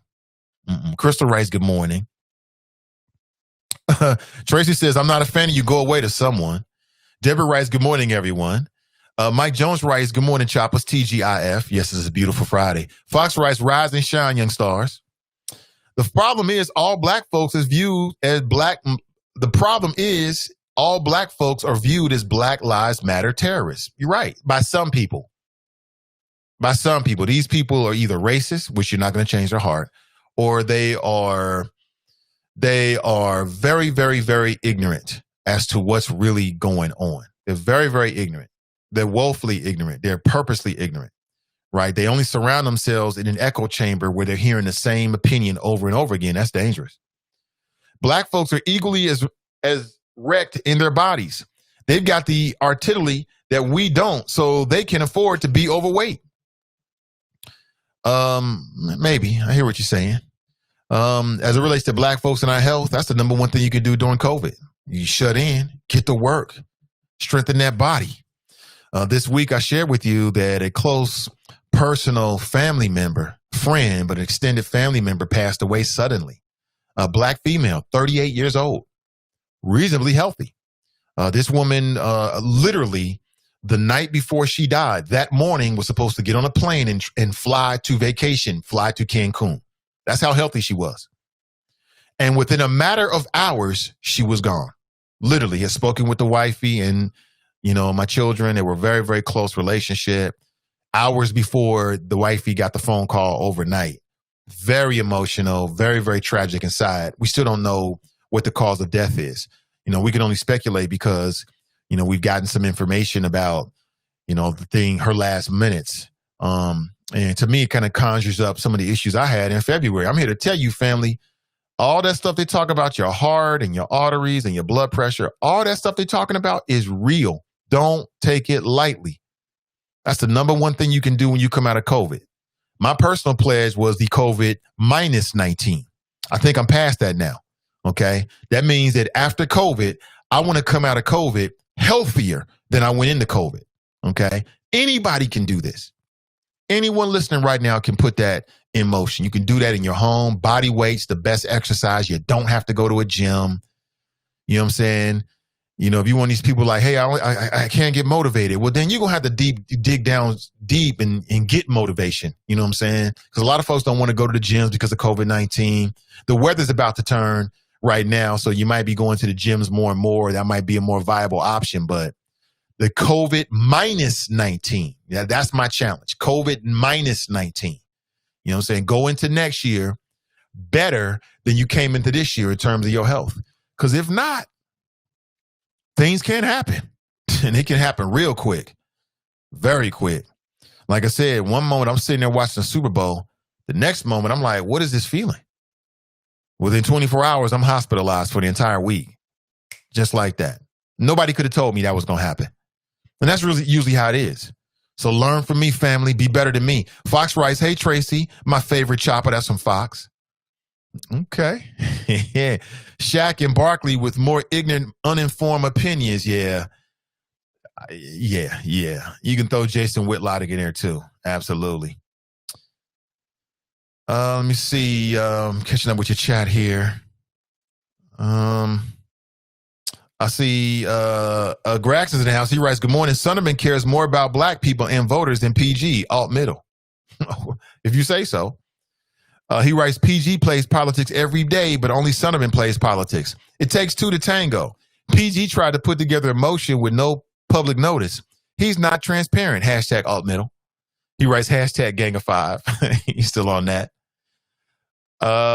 Mason Muller writes, Smitherman is the AKA Caitlyn Jenner of Cincinnati politics because he went through such a big transformation. I get it. That's exactly why, Nate. It's a continuation of the Southern strategy, just locally. Paul Revere, the low-income people are coming. The low-income people are coming, right? Trying to take over the suburbs. Mike Jones writes, yes, we want to defund the po-po. Mesa Muller writes, the debate on her silly motion was voted down 5-4, question mark, question mark, question mark. Okay, bye, Betsy. I think it's going to come back. You know, David Mann has pledged to bring it back. And I think the reason why they're doing this is purely politics. It's not because they really care about having a police department that reflects the needs, not just desires, but accurately reflects the needs of the community. It's more about turning it into a wedge issue, right? Where they can cast themselves as being pro-police. Like that's like a big thing for some people. For some people, that's like a big thing. You know what I'm saying? And so that's what I see that Bessie Sunderman was trying to accomplish. It wasn't about addressing gun violence. It wasn't even about even offering something of any kind of real support for the police, quite honestly. You know, how does this really support police?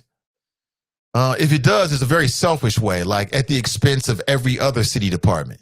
It was merely about politics. And smart people can read between it. You know what I'm saying? I played the clip for you yesterday. Iris Rowley was white hot about it.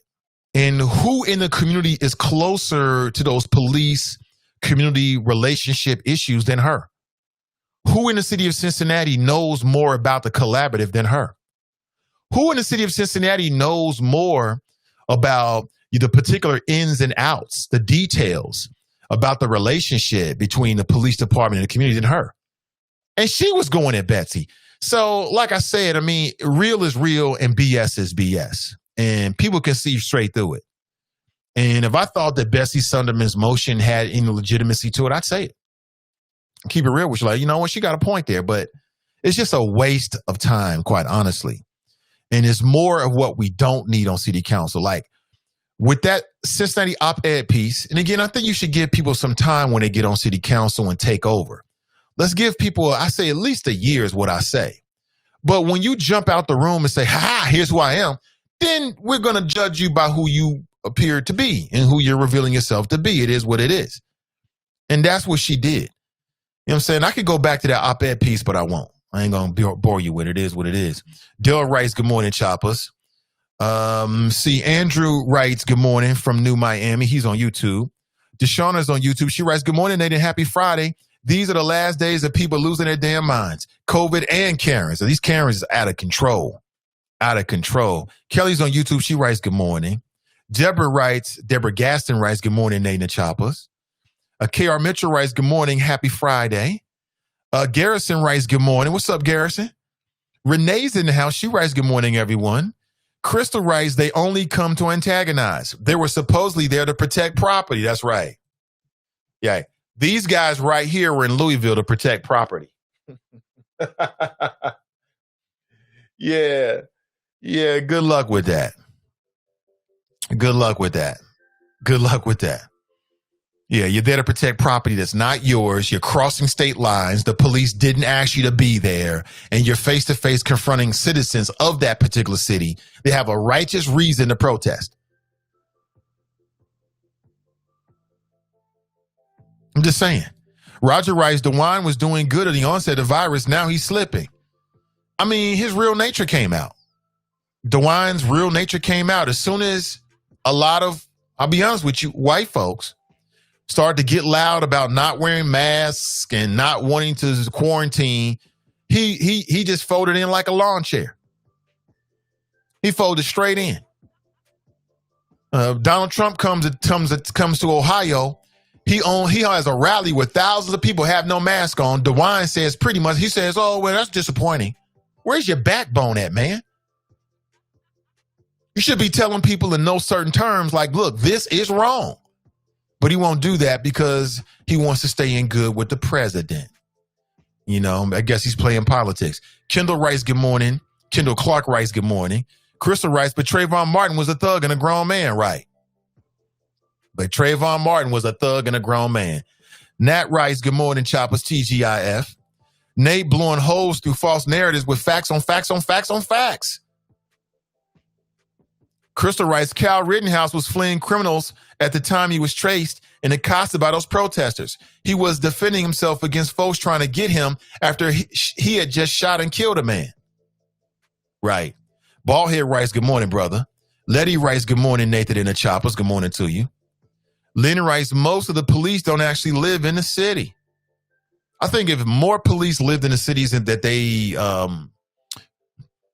protect, then they'd have a different attitude. They bring a different energy to the game. It just makes sense. David writes, confirm registration, educate yourself on candidate records, and cast your ballot. Early voting in Ohio begins in 11 days, October 6th. You know, shout out to all the folks out there with their efforts to do a voter education, like the Prince Hall Masons and the NAACP. They continue their forums. They're going to be moving into some of the judicial candidates as we move into October. So throughout the month of October, make sure you check it out on their Facebook page. And they'll be doing live forums, streaming those forums. And later on today, our very own Donnie B is going to be speaking with Jennifer Branch. And she's a common pleas court judge. And she's also, the counsel for someone that's made local news here. Some really interesting local news. So make sure you check that out today at 12:30 p.m. on this Facebook page, Sin Digital Media, a new voice in the city of Cincinnati. Much more to come. And of course, on this show, we continue those efforts. I had set up an interview with Ann Flotman. And if you're listening, I'm not sure if we missed each other yesterday. I thought she was going to call in. Maybe she thought I was going to call her, but I definitely want to get her on. We've spoken with a lot of judicial candidates as well, just to give you an introduction to who they are. I don't want the members of my audience to walk into the voting booth and look at a ballot and see names that they don't recognize. I want you to, whether it's my show or Is It Just Me podcast or the NAACP in their forum, to at least have seen and heard their voices and have some understanding of who these people are and what they represent before you make a decision. Because if not, I know what's going to happen. What's going to happen is you're going to leave it blank. You're going to leave it blank. Don't leave it blank. Get some information. All of the forums that the NAACP had are on their Facebook page right now. Just go to videos and you can see them all. Okay, they're all curated right there. You can check it out. Okay, you can see the ones that I moderated, the ones that other people have moderated. You can check it out for yourself. And you don't have to watch the whole thing. Just skim through. Just skim through, dumb as the questions. At the very least, get a sense of who they are and what they stand for. Lynn writes, contract negotiations change the requirements to live in a city to be hired. She writes, good morning, all. David writes, preach, Nate. Samantha writes, good morning, all. Shizzy Mac writes, don't go to a protest with a picket sign. Go with a gun or bring both. Crystal writes, right, Nate, all city departments matter. Right, all city departments matter. I mean, these little games that people are playing, with the whole defund the police. And maybe for some of these Democrat elected folks, maybe, that again, this is the politics, is to try to put the other side in a compromising position. Maybe they do feel compromised. Maybe they do feel like it might cost them votes. Or it might compromise certain parts of the electorate because there's a lot of ignorance out there about, what's really going on. And I'll say it again. I did not vote and elect city council members to only care about one city department. That's not why I voted for you. You should care about all the city departments. They're all important. I'm not especially afraid. I don't walk around afraid in Cincinnati. I have been the victim of crime. Somebody broke into my house. You know what that feels like? Somebody crawled through my window where I live right now and stole property from me and then ran out my back door. The door was wide open when I came home. You know what that feels like? It ain't a good feeling. It's a very insecure feeling. But I'm not walking around here scared every day and looking out the window. We take preventive security measures. You move on. It's simple as that. And guess what? It would not have mattered if we had 20,000 rank and file police officers. They were not there when it happened. I called the police afterward. I filed a report afterward, and that was it. And that was it. It was over. Nothing more. That's it. So this idea that police prevent crime, they don't prevent crime. They respond to crime. Simple as that. I mean, just think about what happened down at the Fifth Third building in downtown Cincinnati. You're only a few blocks away from District 1. You're not that far away. It's cops all over the place. And someone with a gun, a lone gunman, start killing people. The police showed up afterward. They didn't prevent it. They showed up afterward. There's a bank down there. They showed up afterward. Now, can you make the argument that they might have prevented the loss of more life? Sure, after they responded. Of course, absolutely. But the fact that we had 1,000 or nearly 1,000 or over 1,000 police officers didn't prevent someone from committing a mass shooting in downtown Cincinnati. So what makes you think that having 1,000 or nearly 1,000 or barely over 1,000 police officers is going to prevent somebody from committing crime on your block? That's not how it works. We need to stop playing games and be real with people. We need to stop playing games and be real with people about what's going on. Greg writes, anyone get any info on how Walnut Hills is going to be handling school October 5th? That's a good question, Greg. Of course, you know, my daughter attends Walnut Hills High School, and we are wondering the same thing. You know, they have so many students over there, a huge student body, that they have to have different rules. You know, doing a A-B system is just not going to work for a school with that many students. And so we're awaiting what's going to happen as well. I'm sure the information will come in. Again, this is difficult stuff for CPS and the superintendent, who was called all kinds of names and all kinds of stuff like this from ignorant parents complaining because their kids can't play sports.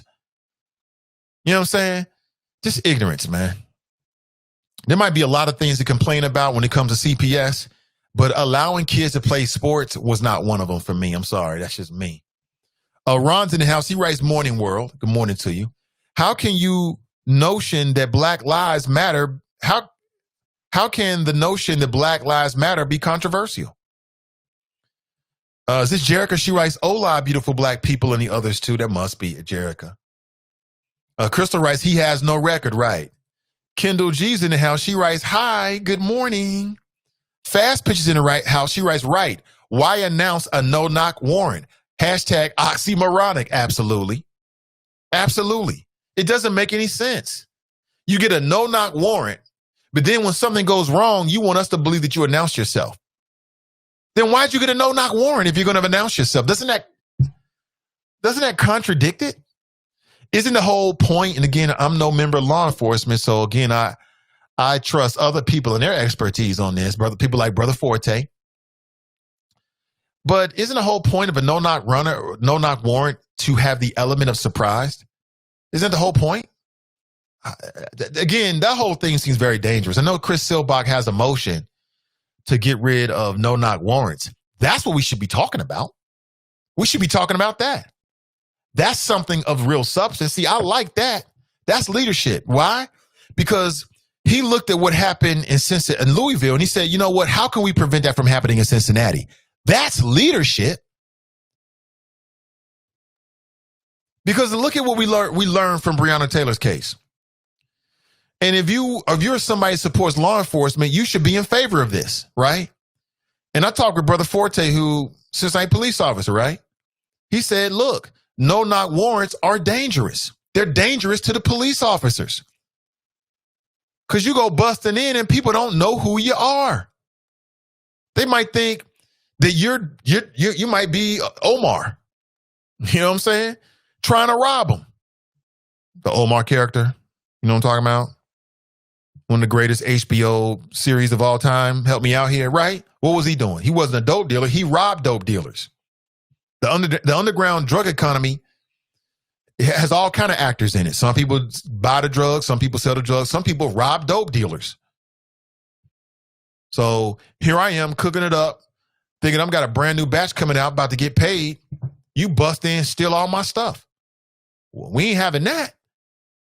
So no-knock warrants not only protect police, but they also protect citizens. What do we see in Breonna Taylor? Breonna Taylor was struck by a bullet and killed. And then there were other people in the residence around her who were at risk as well. So that seems like a no-brainer. I think that Bessie Sunderman and Dan Hills and the whole, Protect the Blue crowd, they should get behind that. That just makes perfect sense. a land's rights to make money. Anti-Trump doesn't mean you're a supporter of black rights. True. Very true. Very true. She was a drug trafficker. She was not an EMT anymore. Her boyfriend shot first. Were they not supposed to return fire after being fired upon? Well, Angela, where's the evidence that she was a drug trafficker? That's number one. They did not find any. You're speaking of Breonna Taylor. Because we should talk about this, Angela, because this comes up quite a bit. This is part of the miseducation of what actually happened here. We all entitled to our opinions, but we're not entitled to our own facts. And as I sit here right now, and again, I offer the show to you, 513-873-7134. As I sit here right now, can you send me a link? I will talk about it. I will share it of any facts that prove that Breonna Taylor was a drug dealer. I'll wait. Send it to me. I want to see it. As I understand, that evidence does not exist. If there was any evidence that Breonna Taylor was a drug trafficker, guess what, Angela? We would see it. Because the police department down in Louisville would have made sure it hit the media. Their friends in the media would have been overjoyed to put it out there because it would have helped to further exonerate the actions of the officers. Now, it turns out they didn't need any of that, but if they had that, Angela, they would have put it out there. I'm just saying. Let me see. Her boyfriend shot first. Well, her boyfriend had a right to shoot first. How do we know this? Because the charges against him were dropped. Think about that. Her boyfriend had charges against him initially. They were dropped. They were dropped. So what does that tell you? That means that he did nothing legally wrong. In Kentucky is a stand your ground state, Angela. It's a stand your ground state. So you have a right to defend yourself using lethal force. That's what he did. Were they not supposed to return fire after being fired upon?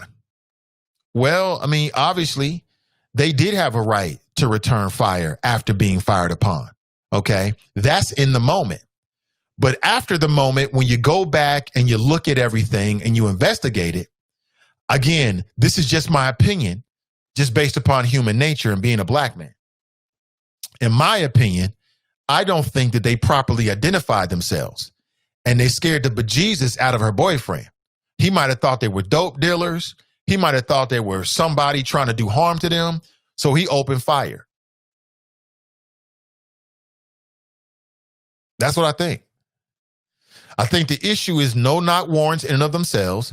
And I think there's a real question mark as to why they showed up at that house in particular. It's a real question mark what the real motivation was. Was the motivation some retaliatory type of thing because, you know, somebody associated with Breonna Taylor basically, you know, had an issue with the police and, you know, was going to go to some legal maneuvers to try to get that rectified. And so maybe it was sort of like, oh, well, how dare you do this? Or was it the over policing of our neighborhoods? You know, it's been suggested that that particular area was under development. And so that the police were having a very heavy hand in cases that were happening in that area. And because of development, they wanted to clean up the block, so to speak.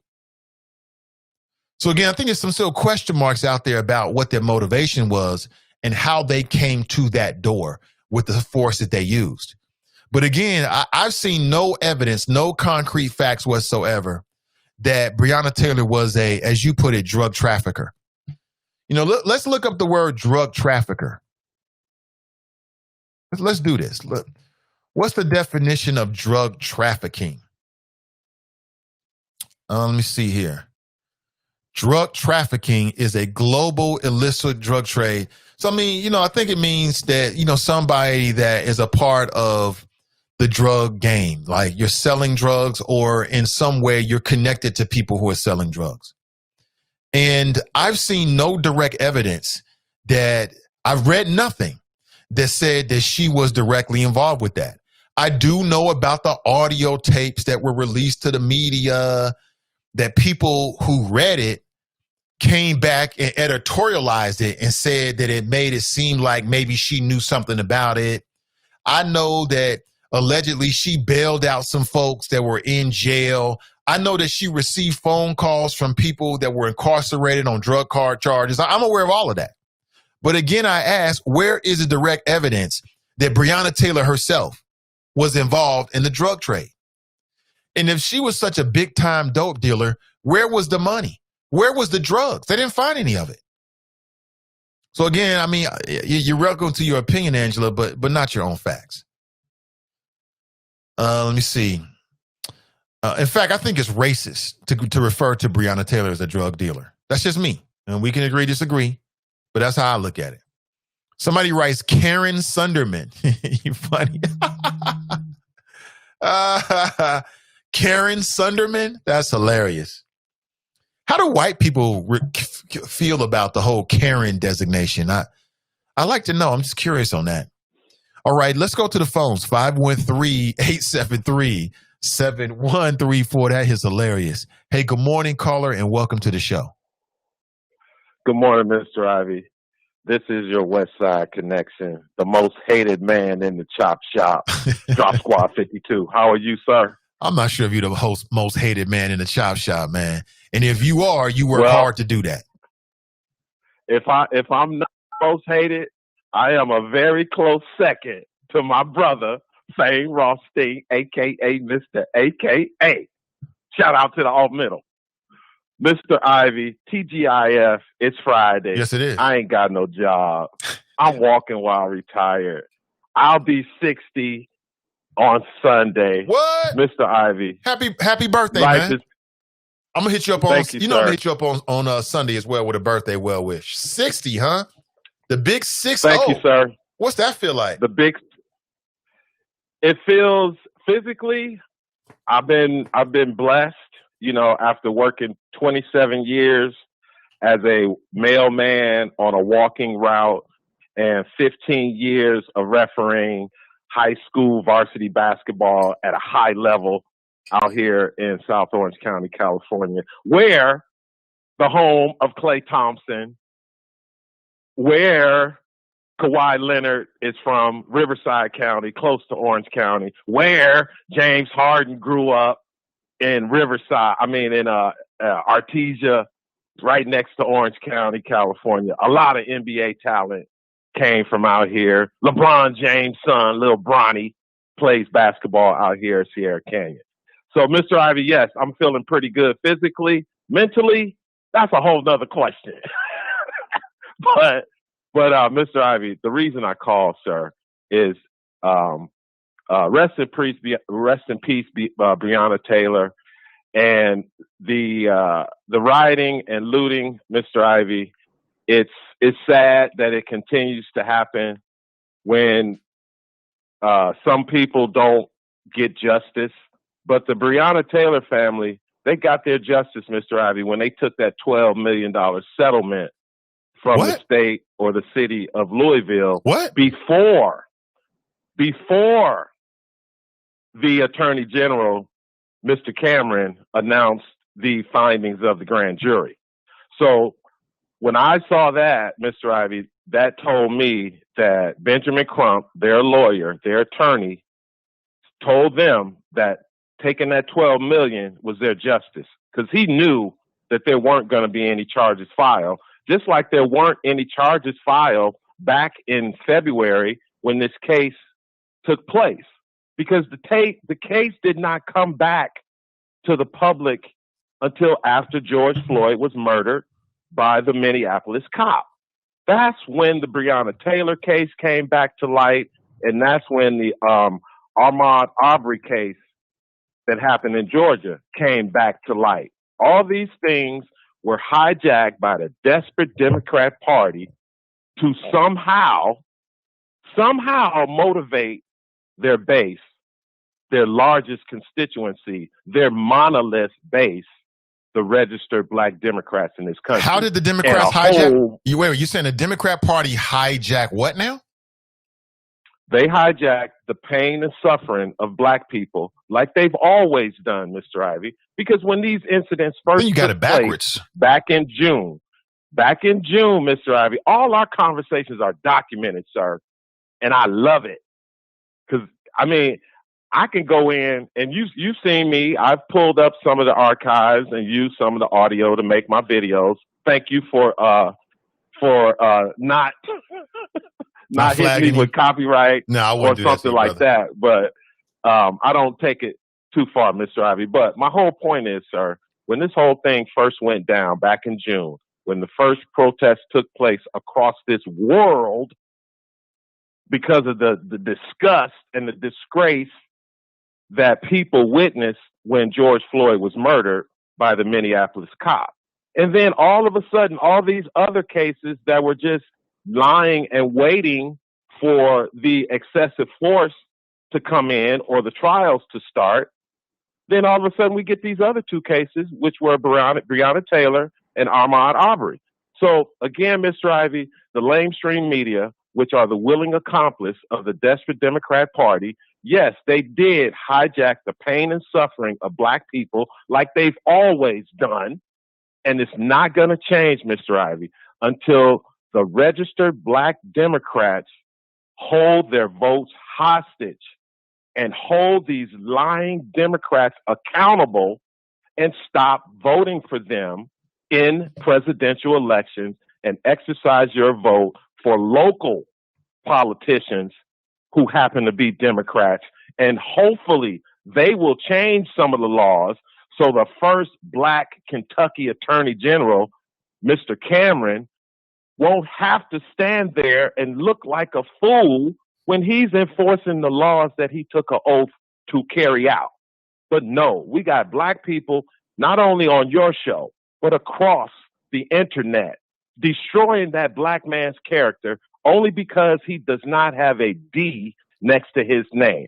Well, Mr. Ivey, it is 2020, and black people are getting fed up with the same old BS that the desperate Democrats try to use to get black people to go vote and put them back in power to control the money that is never seen by the black people in these communities that people like Iris Rowley fight for every day.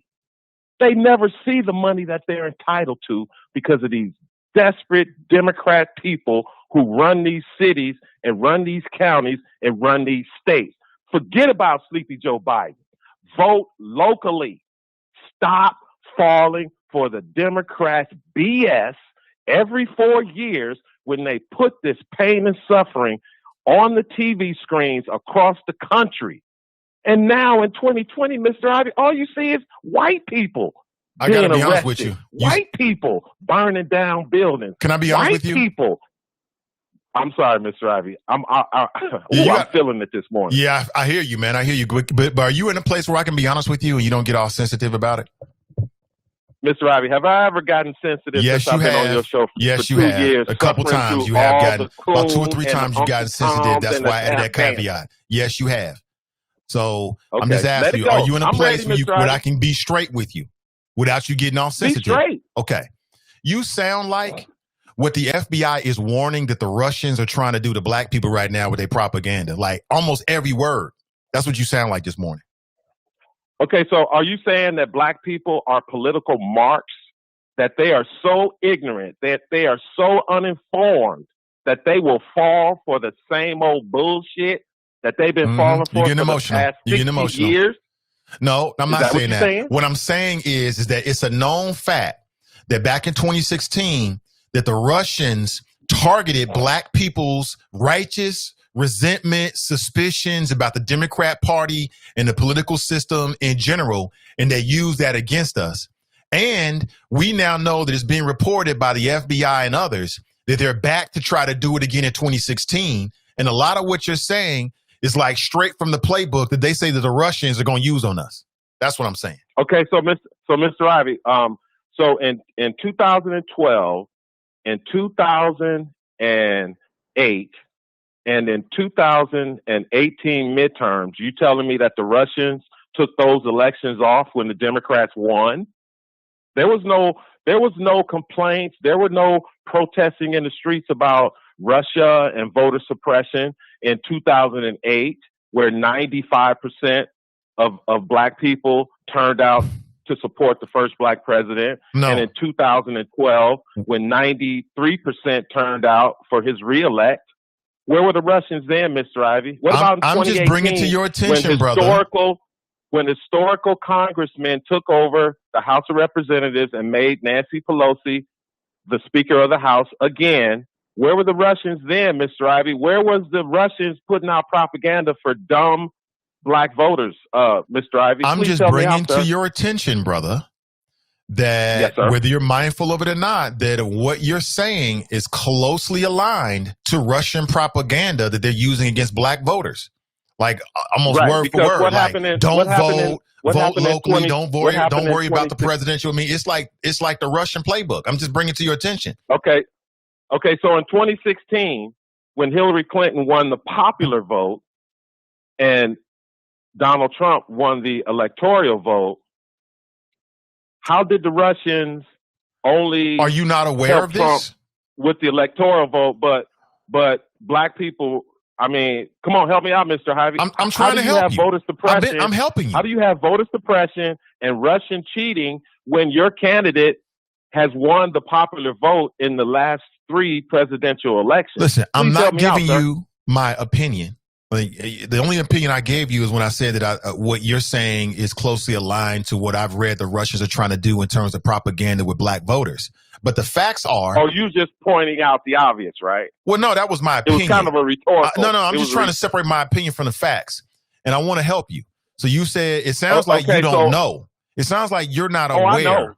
It sounds like you're not aware that in 2016 that this did happen. Are you not aware of this? Because it was Trump's FBI department that put the information out. It wasn't Obama's FBI department. It was Trump's FBI department and Department of Justice that put this information out in 2016. Are you not aware that there were Russian, that the Russians were interacting using propaganda, misinformation, disinformation tactics, and that the tip of the spear, their focal point, were black voters in 2016? Are you not aware of that? Yes, Mr. Ivey. Okay, so that's facts. Mr. Ivey, that's facts. Just like all foreign adversaries who have a stake in American foreign policy. So therefore, can I ask you another question? Foreign adversaries, Russia, Korea, Iran. I mean, do I need to go down the list? No, you don't. Foreign adversaries, but can I ask you another question? Who have espionage and internet spies. Who influence our elections. Okay, I'm sorry. So, go ahead, sir. So you're aware. So I'm talking facts now. You're aware of what the Russians were able to do in 2016. Okay. So are you aware? Yes, I'm fully aware. They've always. So are you aware in this that within the last 2 weeks, Trump's FBI, this is Trump's FBI, not Obama's FBI, is now warning that the Russians are out to do it again. And once again, they're trying to use black voters to help Trump get elected. Are you aware of that? Those are facts. Are you aware of that? Okay. Yes, but Mr. Ivey. I'm talking facts. Wait a minute. Hold on, talk show host. And I constantly tell you how good you are at your job. Okay. But you're asking me these questions, and you're asking me these questions, and you're using statements from an FBI director that was giving at a congressional hearing. So you must put these statements in context, Mr. Ivey, because there were words before and after what you're quoting to me about the involvement of Russia and other foreign adversaries in trying to influence our election. Mr. Ivey, that is nothing new. It is only used when the Democrats lose. And isn't it amazing, Mr. Ivey, that the Russians are only targeting black Democrats? It's white Democrats out there, Mr. Ivey. It's Mexican Democrats out there. Why are you only asking me about the influence that Russia has on black voters? Is it because black voters are an easy target for political propaganda because 80 to 90% of them vote for one party, also known as a monolith? I mean, that's a factor in it, but That's I mean, a fact. it's real simple. Are you aware that the history of Black Americans is much different than the history of white Americans? Are you aware of that? Yes, Mr. Okay, Ivey, that is a dumb ass question. That's what makes Black people and Black voters more susceptible to disinformation and propaganda because of the troubled history and past that we have with this country. That's why. No, that's not the reason why Black people are targeted. It's because they all vote the same, Mr. Ivey.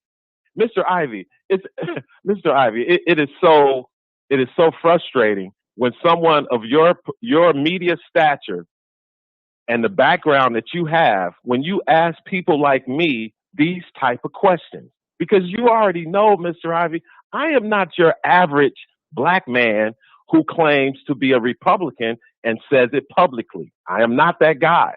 I am well informed. I have a history since 1988 of studying politics, Mr. Ivey. Well, and at this point, my game is pretty tight. Okay. And before I go, I'm gonna throw. So that's why we circle back there. around here, Drop, and that's why I was trying to inform you and make you aware that a lot of things you're saying right now sound like they're straight out of the Black disinformation Russian playbook. So if you're so aware of all these things, why are you allowing yourself to be a patsy for the Russians? But Mr. Ivey, I appreciate those things that you're trying to bring out, that you're trying to help me, as you say. But you know what my goal and my motivation is on this show. My motivation is to make people trust or verify everything coming from the Democrat Party, to not just accept everything that is told to them during presidential elections, because this is the only time it is at this level, Mr. Ivey, because so much is at stake for the presidency as opposed to for the local treasurer. Okay? So again, Mr. Ivey, this is another issue that is out there, and if it just takes a little common sense, you'll figure out. They're saying that there are right-wing, white supremacists, white nationalist groups that are out at night taking over the so-called peaceful protests and burning down buildings, rioting, looting, assaulting law enforcement. Is that correct, Mr. Ivey? Isn't that what some of the commentary is out there in the media? Again, you said it. Say again, please. I missed part of that. I've heard it come from your mouth. I just want to make sure. What's your question again? I want to make sure I understand it before I respond. Okay. Then I got to move on. The question is, that you've heard media reports that it is white supremacists, right-wing, subversive groups that are hijacking the protests, the so-called peaceful protests, and burning and looting at nighttime. Have you heard that? Is that a true statement? I have not heard that. And that's not what I said earlier. Come on, Nate. See, Mr. Yeah, I haven't heard that. Okay. I've heard that Black Lives Matter has been infiltrated by folks and that perhaps they were doing some of the damage and then putting it on Black Lives Matter. Now, I don't know if there was white supremacist groups or not. And I didn't say that this morning. What I said is that there were the Oath Keepers. No, I didn't say this morning. Oh, okay. Okay. I'm saying in the past you've said it. But, I don't remember saying that. You are confirming that you've heard similar reports, right? No, I'm not confirming that. So why are these local district attorneys in like Oregon and in Washington, when these protesters and rioters are being arrested, why are they being bailed out by groups supported by Kamala Harris, the vice presidential candidate, and other Democrat groups? Why are they being bailed out of jail? And why are they not being charged if they're so-called white supremacists? I don't know the instances you're talking about. Right-wing agitators, Mr. Ivey. Okay? So I don't know what you're talking about. Sir. Oh, yeah, I'm sure you don't. Yeah, I don't. I have no idea what you're talking about. Send me a link. I'll take a look at it. But I don't know what stories you're talking of. You're saying Kamala Harris is supporting these groups. I don't know what groups you're talking of. But send me a link. I'll check it out. I send you links, just like I sent you the link on the Breonna Taylor investigation. Yes. That documented all the jailhouse conversations linking Breonna Taylor to drug trafficking. I didn't really see a link there. That's all I got. Yeah, I saw it. I appreciate those links, but I didn't really see a link there. I thought it was okay. All right, but see, Mr. Ivey, a lot of leaps in logic and assumptions. Mr. Ivey, That's why you're the host. And that's why that show that you talked about and me and you discussed the Breonna Taylor case, where we talked about the investigation, that is one of your highest viewed videos since you came to YouTube. Second only to your video of the little black girl getting her ass beat in the garage. Mm-hmm. So again, Mr. Ivey, I appreciate you giving me this time, but the desperate Democrats are in trouble. And it will all come to a boil on Tuesday, September 29th, in the great state of Ohio. Yeah, it goes down. Squad 52, dropping science to anybody who wants to catch it. Choppers, be safe in them streets. Peace out. Most def. Thank you for the call. And don't let yourself be a patsy for the Russians, brother. I'm just telling you. Don't let yourself fall into that. He's right. Coming up on the 29th, man, it's going to be a very interesting day. That's the first presidential debate. I want to talk about it. But I got to move into a break very quickly. And I need to be off by 10 a.m. I got a lot of things going on today, including my son is in virtual school and learning today. And I got to be a father to my child. I got to make sure that me and the wifey do our parts to make sure that he gets the education that he needs from home. So I'll take a quick break. We'll come right back. This is the Nathan Ivey Show, live, local, and vocal. Any vocal locals out there? If so, you got the number, 513-873-7134. We'll be right back. Don't go anywhere. The Nathan Ivey Show is supported by listeners. Go to www.patreon.com/Nathan Ivey Show and help Nathan keep the show independent. Black Business Report. I'm Donna Wilson. In the business of entertainment, Comcast and Sean Diddy Combs has signed an agreement to expand his TV network Revolt to over 30 additional markets on Comcast. Financial terms weren't disclosed, but as part of the new agreement, the companies will collaborate to create more Black content. Black board seats matter, and Kanye West wants in. Reports say Kanye West is threatening to withhold his new product line for The Gap until he secures a seat on the company's board of directors. And Virgil Abloh is one of the top Black designers around. He's released a swing state voter incentive shirt urging the youth to vote. Reports say the proceeds will go to Abloh's $1 million scholarship fund, which provides financial resources and mentorship for Blacks. The initiative also aims to help foster equity and inclusion in the fashion industry. That's your Bloomberg Black Business Report. I'm Donna Wilson. Are you interested in medical coding, but not sure where to start? And scared of wasting time and resources? Let me help you with the right steps to become a certified, marketable medical coder. Learn more at bit.ly/5stepscoder. You're listening to the Nathan Ivey Show. One man, one microphone, one mission. Now let's get back to the flow.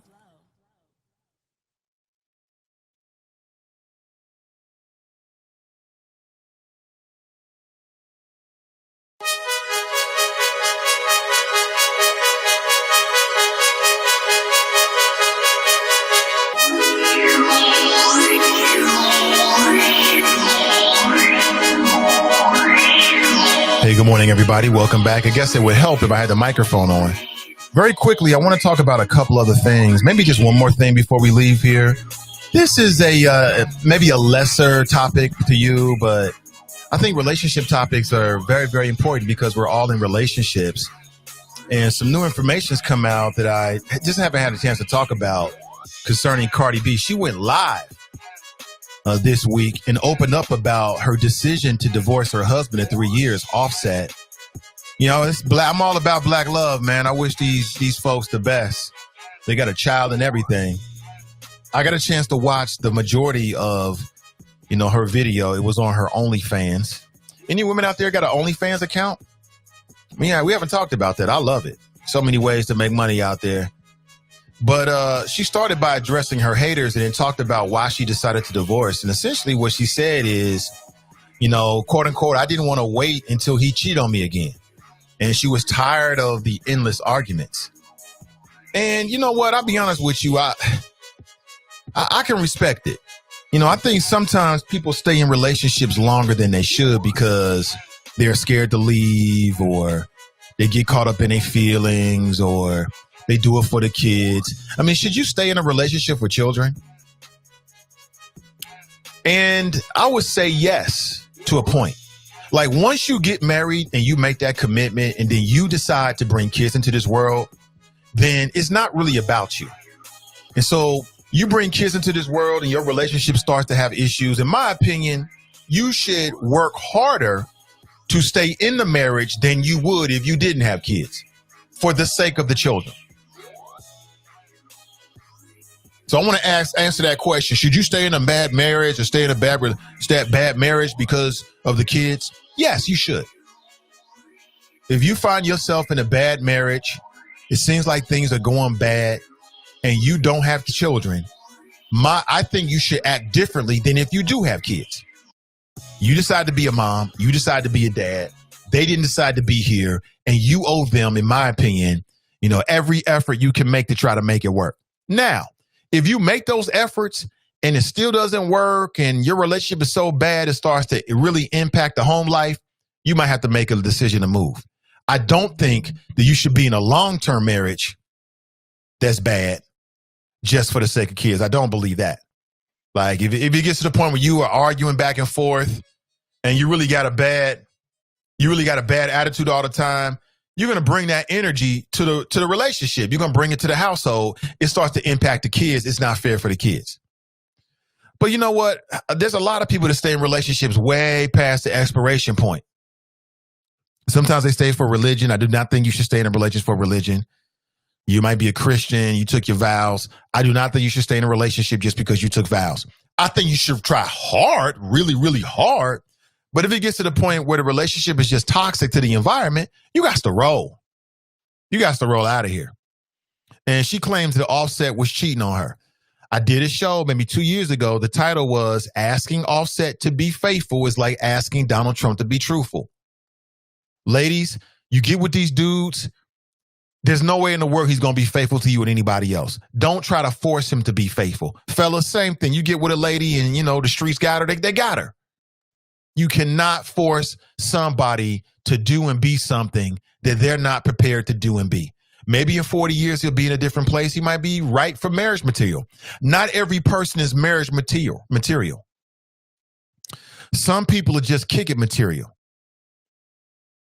Every relationship doesn't end with a ring, and you shouldn't expect it to. Some relationships just end with a friendship, and that's good enough. You don't even want to go there with them. You know what I'm saying? But I don't know. I'll say it again. I've been married for 20 years. I never thought I would get married. I never saw the usefulness in marriage until I started thinking of marriage as a business. Marriage is a business, okay? That's how you should look at marriage. Yeah, you want to be in love, and that's all important. But in these days and times, a man don't need a woman. And really, a woman don't need a man. You don't really need all of that. What you need another person for is to be your business partner. You're going to build wealth together. You're going to accumulate your work so you can build wealth, so you can retire, right? You got two able-bodied, adults working, putting money in the same bank account. That's useful. You know what I'm saying?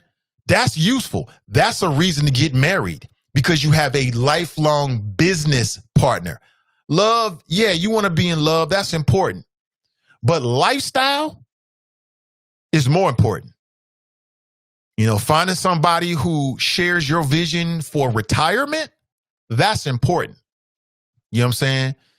That's you find somebody and y'all on the same page in terms of building wealth. Y'all want to go into the property game or you're serial entrepreneurs and you're putting two heads together. Now, I'm with that. I understand that. But all those feelings and emotions, that it gets old. It runs out. I'm here to tell you. Not that you never fall out of love. I'm just saying that depending on how old you are, as you grow older, as you mature, your viewpoint matures. What you want out of life matures.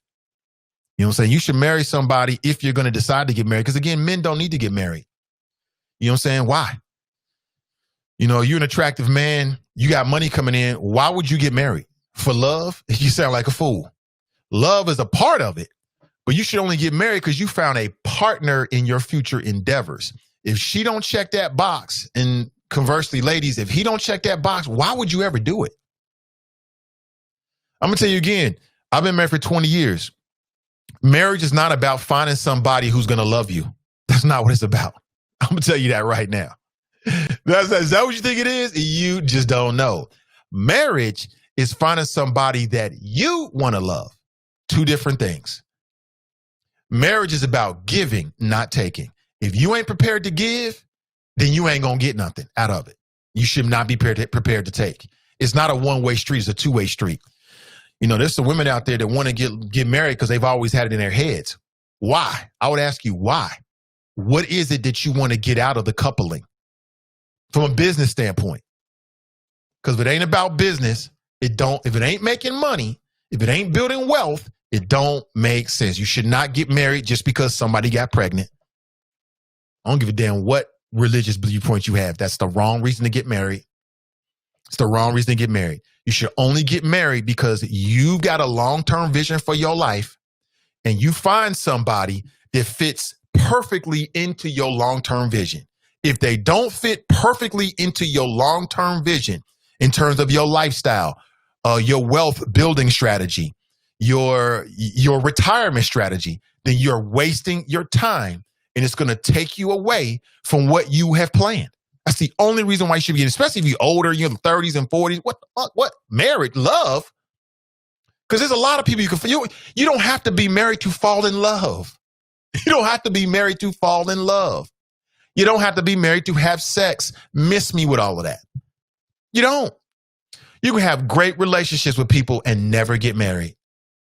You might even have a better relationship because marriage can change some people and you don't know until you get married because people bring their preconceived notions as to what they're supposed to do and what role they're supposed to play.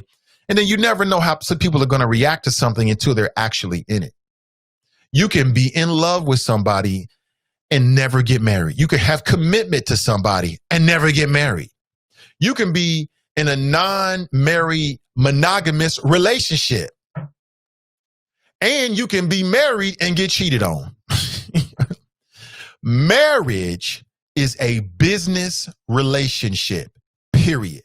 That's the only reason why you should get married. You meet somebody who you want to go to be your business partner because you can have sex without getting married. I'm going to say it again.